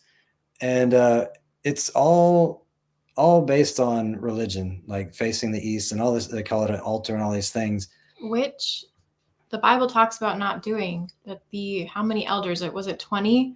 some elders were found. Oh man, what verse is this? 24 hours. Turning towards the east and putting the branch to the nose. That's in Basically, Isaiah, right? Or Ezekiel? I think Isaiah or Ezekiel? Yeah, one of the two. I'm sorry, we didn't plan for this part. It's just coming to me. But they actually talk about the abominations that these elders, elders or church leaders were actually worshiping other idols right in the temple. They had the images on the walls. He saw a vision where he saw through a hole in the temple, and he could see all these false gods and idols on the walls and stuff. Oh, is it 18? Ezekiel 8, chapter 16. Sounds right. Verse 16. I'm sorry, I'm getting my words scrambled up here. Where it says, and he brought me into the inner court of the Lord's house, and behold, at the door of the temple of the Lord, between the porch and the altar, were about 25 men with their backs toward the temple of the Lord. So basically, they're back to his temple, and their faces toward the east, and they worshipped the sun toward the east. Wow. What blasphemy. And that was one of those where he was going through, like you guys are saying, different things that upset him. And this was like, wait, it's going to get worse. And then he talks about this one, like, this is one of the things that really upsets him, sun god worship. And wow. Yes. And I think it's interesting because now it's also strange to remember that they had an area. You go deeper into the Library of Congress where you're about to go into the actual room they keep all the books, and they have a slightly smaller type of dome area with a window on either side, and you go up these big stairs, and it actually says Confucius and I believe Allah and a bunch of other gods from other places being put right beside Moses God and Moses and other people. And you're just kind of going, why, again, if we were Christian, why would we be having those kinds of names in the government and honoring them? I actually never saw the name of God. I never saw Yahweh anywhere. I saw Moses, like I said, but I never seen anything about Yahweh, just other gods and the sun. So this is about the Shekinah, just proving that the Shekinah is a transliteration of the Hebrew word meaning the one who dwells or that which dwells, and was used to describe the light on the mercy seat of the Ark of the Covenant in the Holy of Holies. The Shekinah symbolizing the divine presence. Shekinah is not found in Scripture, but the root word shekan, to dwell, to settle down, to tabernacle with, to have a habitation, and the related word mishkan, tabernacle, are both frequently used, and both are associated with the presence of God and his glory dwelling with man. So I wanted to show that in case somebody says Shekinah is not in the Bible. It's not, but the concept is, the root words are there, and there's no there's no like defending what they're saying, justifying that they're saying the true Shekinah is man. That's just blasphemous to the top degree. And so on one of these domes, there was a little torch, and we started seeing these torches everywhere. We did see a lot of the same symbols everywhere. Wreaths, like a Christmas wreath, everywhere. The Phrygian, is that what it's called? Phrygian cap. Phrygian cap, which you see everywhere, like the Smurfs wear, and that has some occult references. Snow White, all the dwarfs had them. Yeah, but this torch, and I was like, what is this torch? We've seen it everywhere, all inside. And right here, you see these angels, cherubim, holding the torch.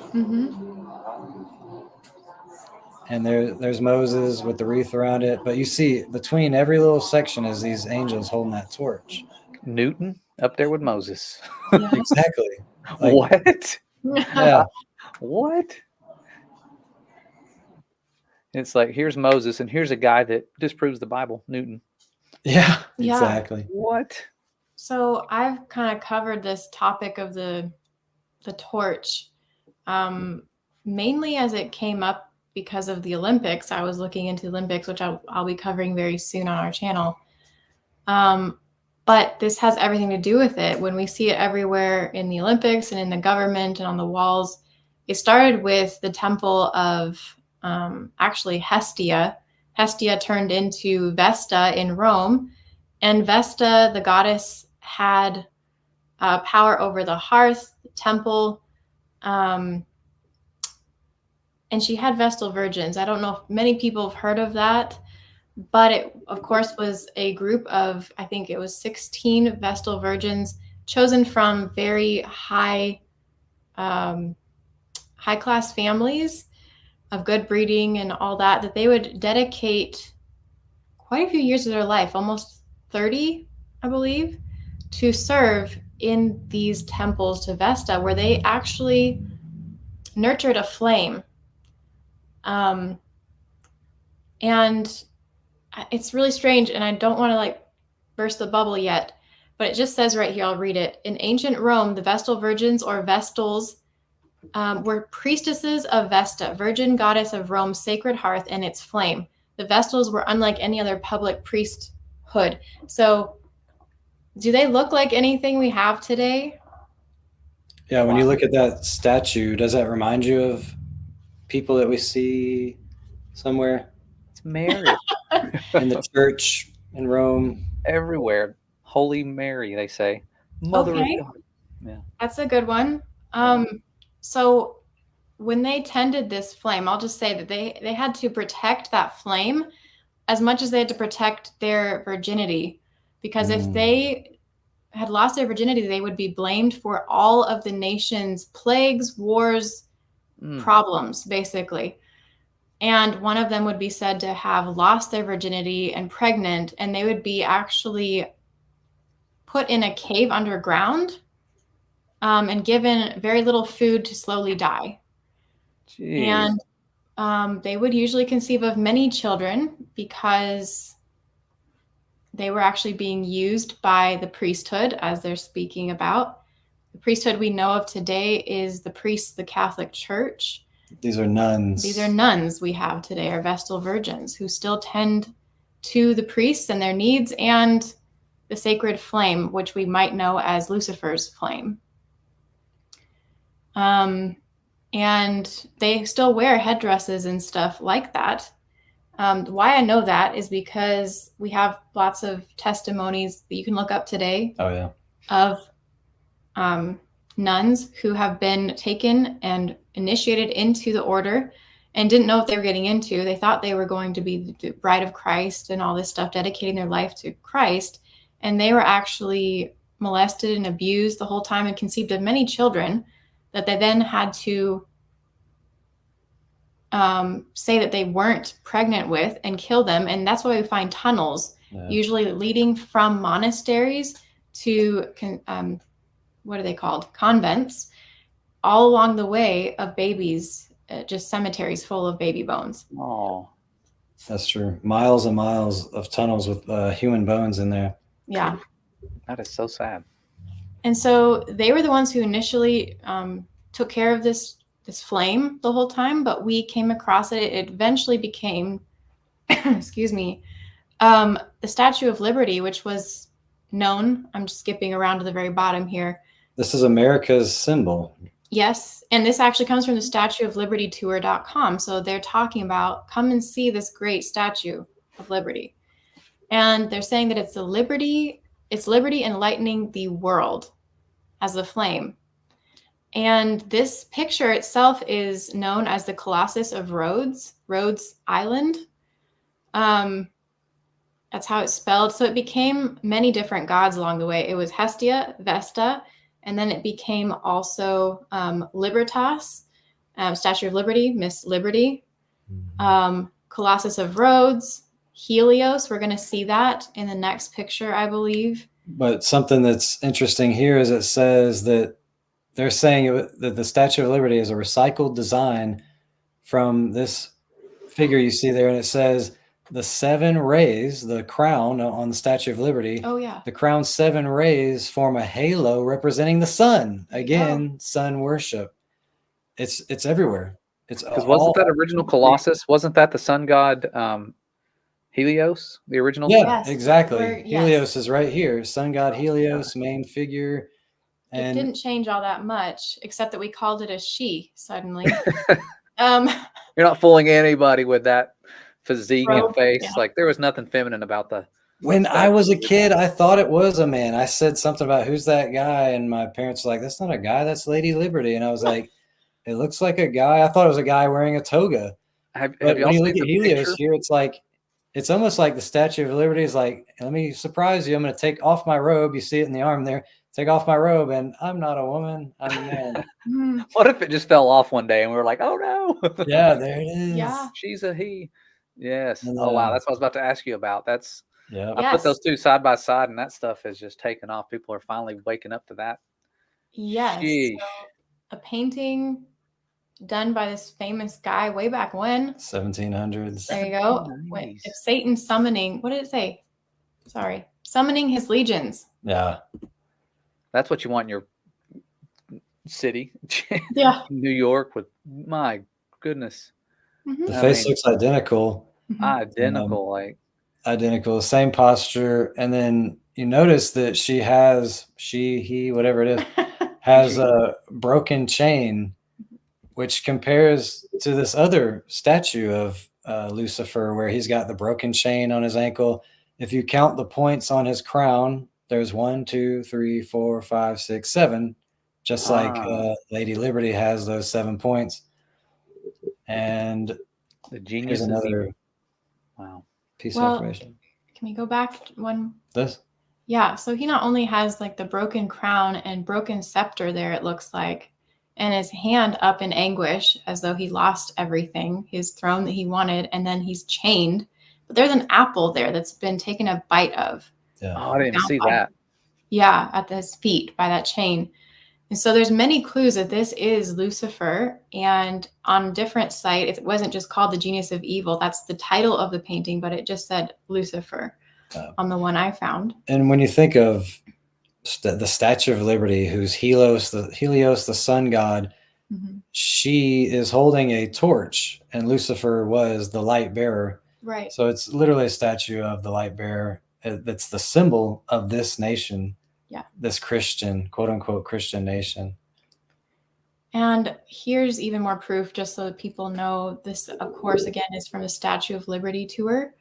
It actually says, while the Statue of Liberty is undoubtedly Bart Holdy's most famous work, he was very well known for another project, a statue that was never actually built. Years before he began the Statue of Liberty, Bart Holdy was hired to design a statue planned for the entrance to the Suez Canal in Egypt. His research led him to ancient giant Egyptian statues and eventually to the Colossus of Rhodes. This ancient bronze statue was over 100 feet tall and considered one of the 7 wonders of the ancient world. This figure was placed at the harbor entrance to the Greek city of Rhodes, showing the god of the sun, Helios, carrying a light to guide ships. Does this sound familiar? This is Statue of Liberty To guide ships. That's what it was for. Oh my goodness. Yeah. Right. That's a light bearer over there. Yeah. Yeah. Exactly. Creepy.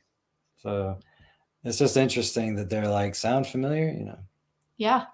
So here's all the comparisons, you know, this is just showing that the this huge idol that represents America is Lucifer, the sun god, Helios. All of it's the same. Satan is just repackaged, just like those gods that have been repackaged into superheroes. Satan has been repackaged himself over the years, but he loves to show himself as the sun god. And Baal is the sun god. Most of the gods, some in some form, represent the sun god.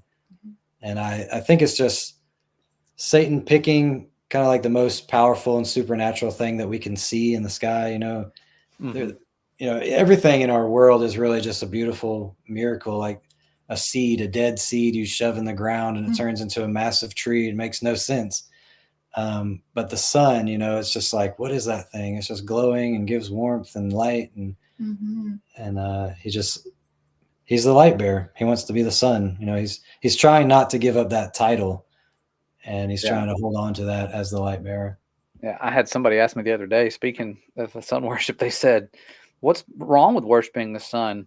And I just said, well, imagine that your dad, who loves you and cares about you, built you the most, you know, fantastic house he could that would sustain you for the rest of your life. And he did all the electric wiring himself. He put in the light bulbs and did all that. And when he's done, he comes and finds you thanking the light bulbs, going, "Thank you, light bulbs." As if these light bulbs actually did anything. They were put there by your dad, like, quit worshiping the light bulbs. Yeah. That's a really good point. This is another symbol that was just in your face. Ooh, that looks like the one from Oreo cookies. Yeah, it is. Serpents and the wings. That's the caduceus. So there is these two dragon things, a pine cone, and this symbol, this double-crossed symbol. When you look up what that is, it's Leviathan cross. And you see it says the brimstone. So this is on Symbology Wiki. It says the brimstone symbol is sometimes referred to as the Leviathan cross. At the bottom, there is a lemniscent, the infinity sign, which is also the Ouroboros. At the top, there is a double cross, the cross of Lorraine. In most renditions, the horizontal bars are graded, meaning the first one's long and the second one's small, just like we saw, with the upper bar being shorter, though variations with the bars of equal length are also seen. The symbol has meaning in alchemy, again, and occult religions. It talks about why is it associated with sulfur. It says the origin and meaning being abundantly available in native form. Sulfur was known in ancient times and is referred to in the Torah, Genesis. English translations of the Christian Bible commonly referred to burning sulfur as brimstone, giving rise to the term fire and brimstone sermons, in which listeners are reminded of the fate of eternal damnation that await the unbelieving and unrepentant. It is from this part of the Bible that hell is implied to smell like sulfur, likely due to its association with volcanic activity. And when you notice the underlined part, it says in more modern context, particularly within certain strands of Satanism, the Leviathan cross is sometimes referred to as the Satanic cross and is used symbolically within those belief systems. Mm-hmm. It says it mentions Freemasonry, alchemy. Again, this is not Christianity in any way. Yeah. Completely satanic. And there's this symbol. There's the caduceus. The caduceus. That's Hermes' staff, the protector of liars, thieves, and merchants. So that symbol, a lot of people might think is the medical symbol, because we've seen it on ambulances and everything our whole life. But when you look up the caduceus, it is a Greek symbol, and it was represented the god Hermes, who carried the staff or rod in his various exploits. And if you look down at the bottom, again, this is Greek. Everything's Greek, Rome, Egypt, sun worship. And here it says that he was a Greek god that was the guide of the dead and protector of merchants, gamblers, liars, and thieves. Why would you have this kind of symbol in the land of the free? Light of the dead. Our God is not the God of the dead, but the God of the living. Amen. Jeez. And they're like, here's the guide of the dead. Yeah. Their God is. But protectors of merchants and gamblers, liars, and thieves is like, that shouldn't sit well with anybody, Christian or not. Well, and we're led astray. It even, I'm not even sure exactly what verse it is, but the merchants are mostly they're after money, and money, the love of money is what? The root of all evil. There you go. And what is that in Revelation when you said merchants? I remember they were deceived by the merchants of the earth, or by their pharmakia. It's talking about these merchants, like the wealthy, and yes, that's who they're. You're getting ahead. I'm sorry. Revelation 18:23 says, "And the light of the candle shall shine no more at all in thee." I believe that can represent America. Maybe there was a lot of Christianity in this country, and maybe the Father had his hand protecting us because there were so many believers. When Sodom and Gomorrah got destroyed, these angelic beings showed up to, it says the Lord and two angels showed up to Abraham, and Abraham is saying, "Will you destroy the righteous with the wicked?" And he's saying, "Nope." He's like, "What if there's 10? I won't destroy the city if there's 10 righteous." He keeps going down until he realizes that his nephew Lot and his family aren't even righteous enough to be saved. But because of his intercessory prayer, he's pleading with the Lord. These angels literally pulled his family out of the city.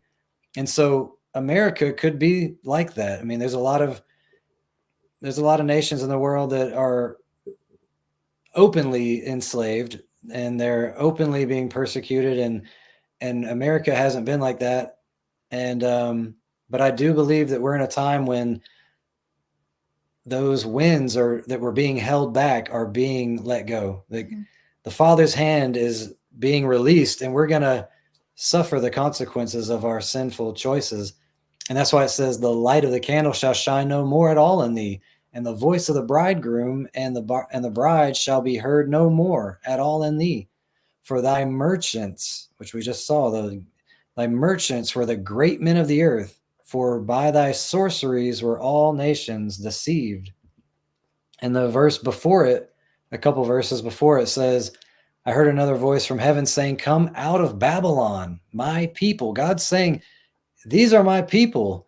He's not disowning them. He's pleading with them. He's saying, you are my people. Please come out of this wicked place so that you do not partake in her sins and suffer from any of her plagues.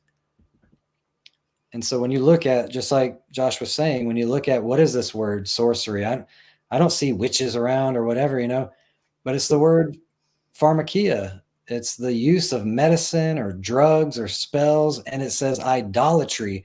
And you look, what is happening in that Library of Congress? What's happening with this big, huge statue that represents the sun god, that represents Satan? It's idolatry. Mm-hmm. And we live in a world where the huge population, I'm not going to say a number like 90% or anything, but a huge population of the world is on some sort of medicinal drug, whether it's like, oh, your 4-year-old, even though they're running around in school, they got ADHD, here, give them this pill. No, that's a dancer, that's a artist. These kids, they have certain gifts that the Father's given them, and the school is just like, nope, they won't sit down and be indoctrinated. They have a disease, and we have a medicine for that. Kids didn't have Ritalin and what's the other one? Whatever the drugs are called now. Back 200 years ago, you give them an outlet. If they're a dancer, put them in dance class. If they're an artist, give them an art class, But this whole world is doped up on either recreational drugs or prescribed medication, or literally dabbling in the occult, or having spells cast on them through the music and the movies, and idolatry, whether that's idolizing Beyonce or the Statue of Liberty or whatever it is. We have idolatry in this country. I was going to say, again, my memories of being there, when you looked at the God which they were showing, or the image of there's a woman that they were showing under chemistry in the Library of Congress. And this woman was literally sitting there, I believe, with a cauldron and a stick and casting spells. And a snake. And yeah, and then their image as well for medicine was very much of the occult, kind of a witch, basically. Again, it was just so strange because this pertains so strongly to this. And when we think of, okay, are they really doing that? Or is witchcraft really involved here? They're showing it right on the walls. There's a whole illustration of it. Yeah. I mean, that's what I'm just thinking. If I was like them and they're these merchants of the earth and that's their headquarters, they're paying tribute to this protector of the merchants. I would have never made that connection. That was interesting, seeing that information. Yes. Geez. Wow. So just to be honest, I kind of got excited about this presentation and going live with you. And so I just kind of threw this together quickly, but there are more clips and more pictures that we found. And it's like I said, there's so much humanism in this building, so much sun worship, which is satanic. And we may do a video showing more of that stuff, but I really appreciate the opportunity to get to do it first with you. And for anybody that is watching that's interested in this kind of content, things like this, give us a subscribe. Check out our channel, Candid Truth. And we have ways to support if you feel led to. Like I said, we stepped out in faith. We're doing this just to do what God's shown us. And we want to spread that truth with other people. And it's cool to use your brain. It's cool to be smart. We got merchandise. If you want to buy a cool shirt that has this guy on it, or and different variations of him. There's one that's kind of like a parody of the movie They Live, and it shows this guy from the front, and he's got the sunglasses on. You can see his brain, and all the billboards say obey and stuff. But we have a passion to show what God has shown us. We were blinded. I was in the hip hop world. I rapped. I was a rapper, and I had my own clothing line, and I was working my way to the top. I was rubbing shoulders with Soulja Boy, and I had models all around the world wearing my clothing line. I had Soulja Boy's clique wearing my clothing line, and I had got back from in 2012 doing a music video shot by a guy who worked for MTV at a mansion, all this stuff. And God just said, you can have this. He's giving us all the freedom to do whatever we want, because the freedom of choice is true love. If I were to put Aubrey in a chokehold and say, tell me you love me, and she says the words, I'm not experiencing true love. She's saying it out of fear. And so the Father gives us the greatest gift of all, which is freedom of choice.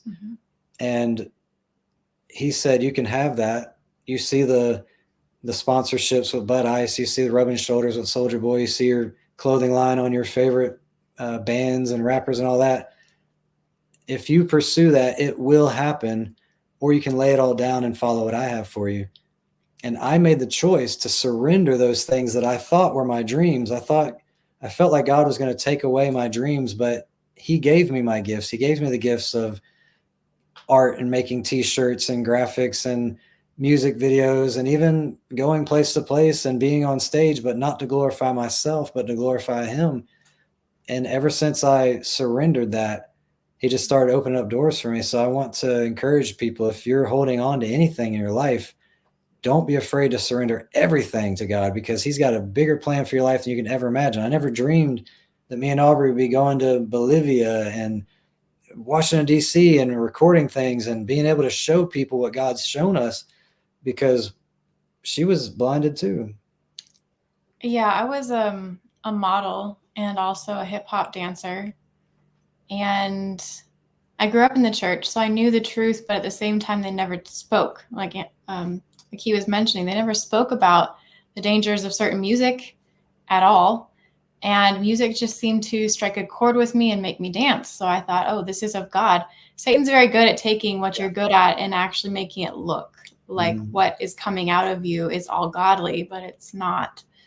So you have to be careful when you're inspired by something to usually pray before getting involved with arts and so on, because then what will flow out of you is God's Holy Spirit and his impressions he wants to give you when you do artwork.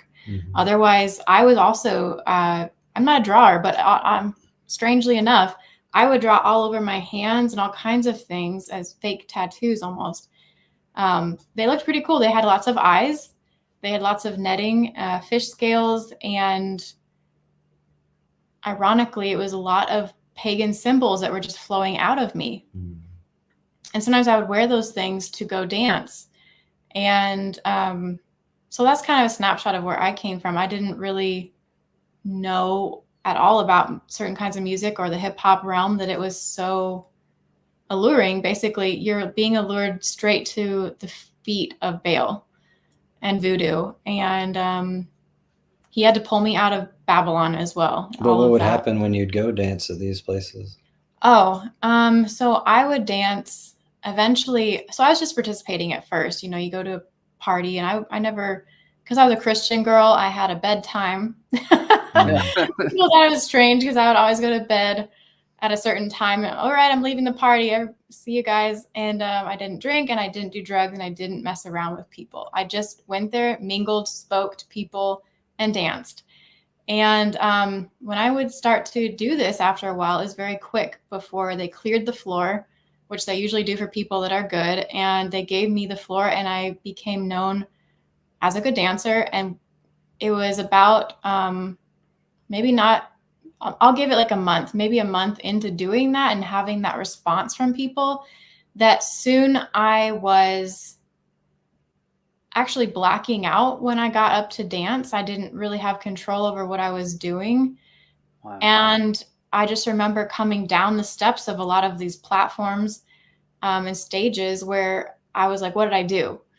And I learned I did backflips and all kinds of things, probably very provocative, which I'm grateful that, quite honestly, I didn't really ask anybody. I'm really grateful that I can get away with that. And they didn't tell me like, oh, you stripped or something, but I'm guessing I kind of might have. But it was really annoying because I started getting scared, and I started realizing I was being overtaken by the music, especially the beat as it went into things. And I was being hitting a point when I get up on stage that, like Beyonce, where she's like, oh, I get taken over by Sasha Fierce, this other persona, this entity which enters me and takes over.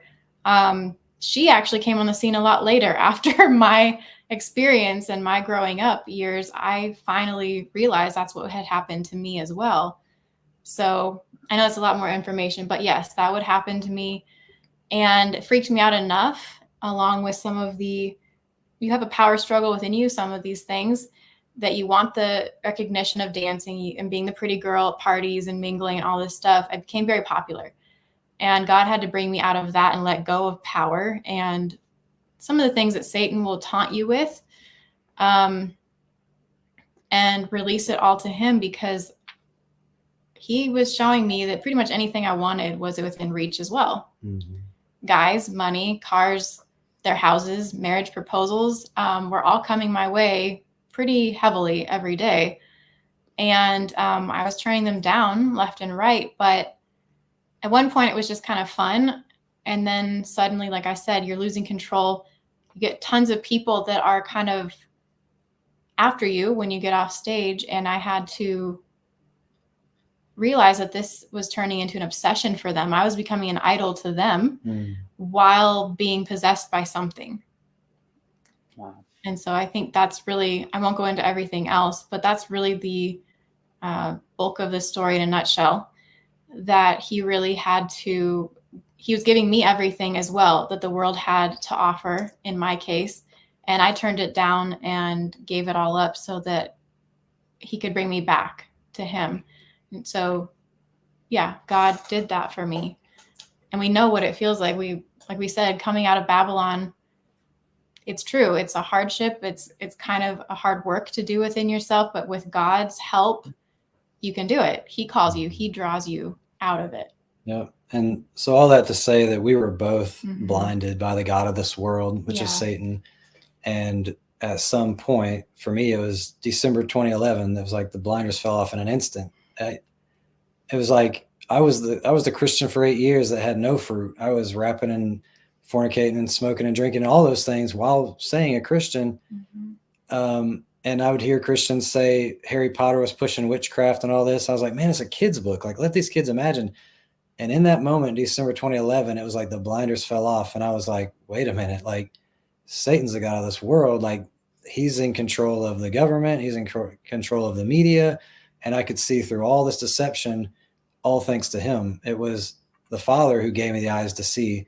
It's nothing of my own. I was blinded, brainwashed like anybody else. And because he's done this for us, we have a passion to share that with others. Discernment, it really is like a spiritual gift. It's nothing that we can do of our own selves. And that's, if I have to say that God has given me any kind of spiritual gift, it's that. I don't know any other like spiritual gift God has given me, but that's what we want to share with the world. That's awesome. I like that freedom aspect you're talking about, because I heard a former Satanist talk about how they lie to you with the promise of freedom. You can have all this stuff like the world, and as long as you just come this way and bow before these false gods. But it's like, they don't tell you you're free to do that as long as you're doing that. You want to go back? No. It's like you're killed. Like you're murdered if you try to go back to the Most High. When you try to find the true peace and the true love, you realize you don't have what they advertised, like all this stuff and all this freedom. Yeah. You see how depressed those people are because they just realize they've made a bad deal. And I think a lot of them feel trapped. They don't feel like they can get out of it, but that's like so true. the way out. Yeah.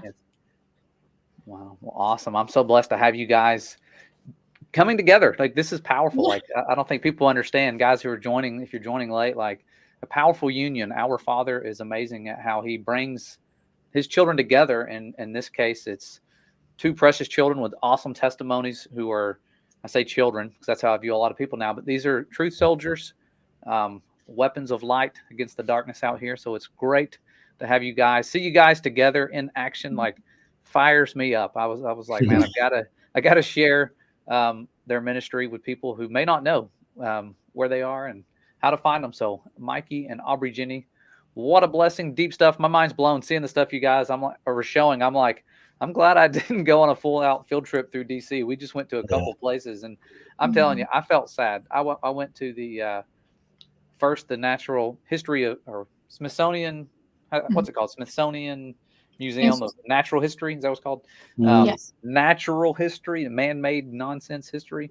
Yeah. And then I went to, I had fun with that, even though it was depressing. I had fun with that, just making fun of it. And then I went to the Air and Space Museum, and it was just so much indoctrination. I just got real sad. My heart got real heavy. I was walking around. I was trying to do like you guys were and film and say stuff, and I couldn't. I felt like I was in a cemetery. I just was like, it's too sad. Like, my goodness, I want to be upbeat and uplifting, but I'm like, I just can't. I just walked around there, and it just like praying for those people who are like, wow, Mars, they have like a Mars cafe and the moon landing area and all. It's just like praising the Wright brothers. And it's like, my goodness. She really kept saying that. She's like, I feel so depressed here, and it feels so dark and heavy. And I just kept trying to encourage her. Like, I feel like we're here for a reason. It's weird that we're here. We should at least take some footage of what God's shown us. And but yeah, that's amazing that you felt the same way.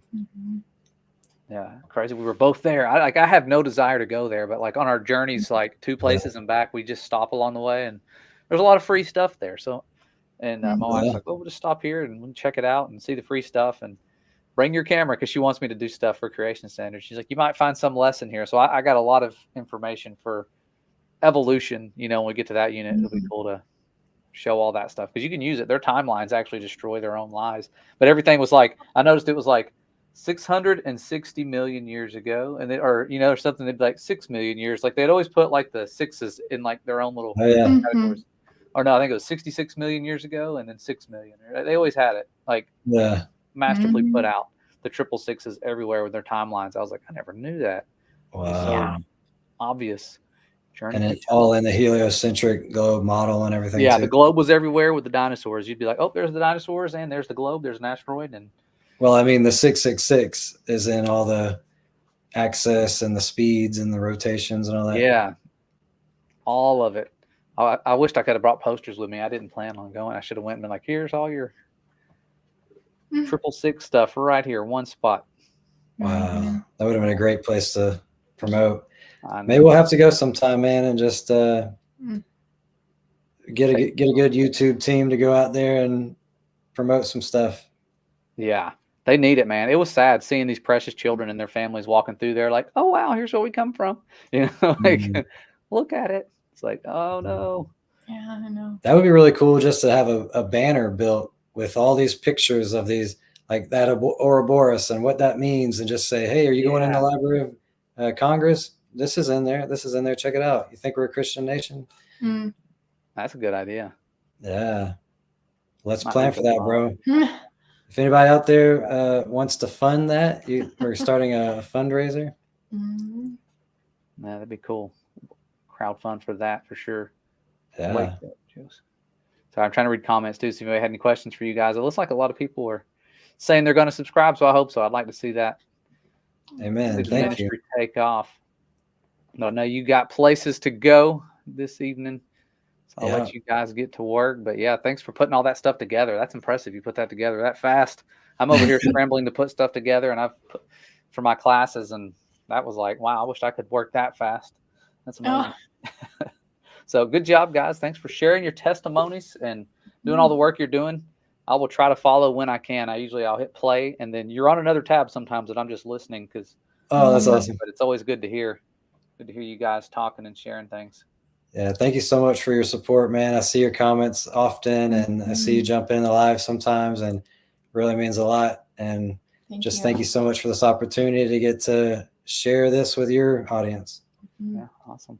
Well, thank you everybody for joining us as well out there. All of our moderators in the chat. I see some of you that have stuck around, even though others have left. Quite the endurance. Been here just over 2 hours. So thank you. Honored to have you soldiers helping us out on this backside so I could just have fun. I needed a break in the action to unwind and listen to some cool stuff. So thank you guys for your moderation. It's a blessing. All right, everybody. We love you. The Father loves you. Be sure to check out the links in the description. I'll put them in the comments if you're watching this later, and pin the comment so it'll be easy to find how you can subscribe and support these awesome people. So we will see you guys next time.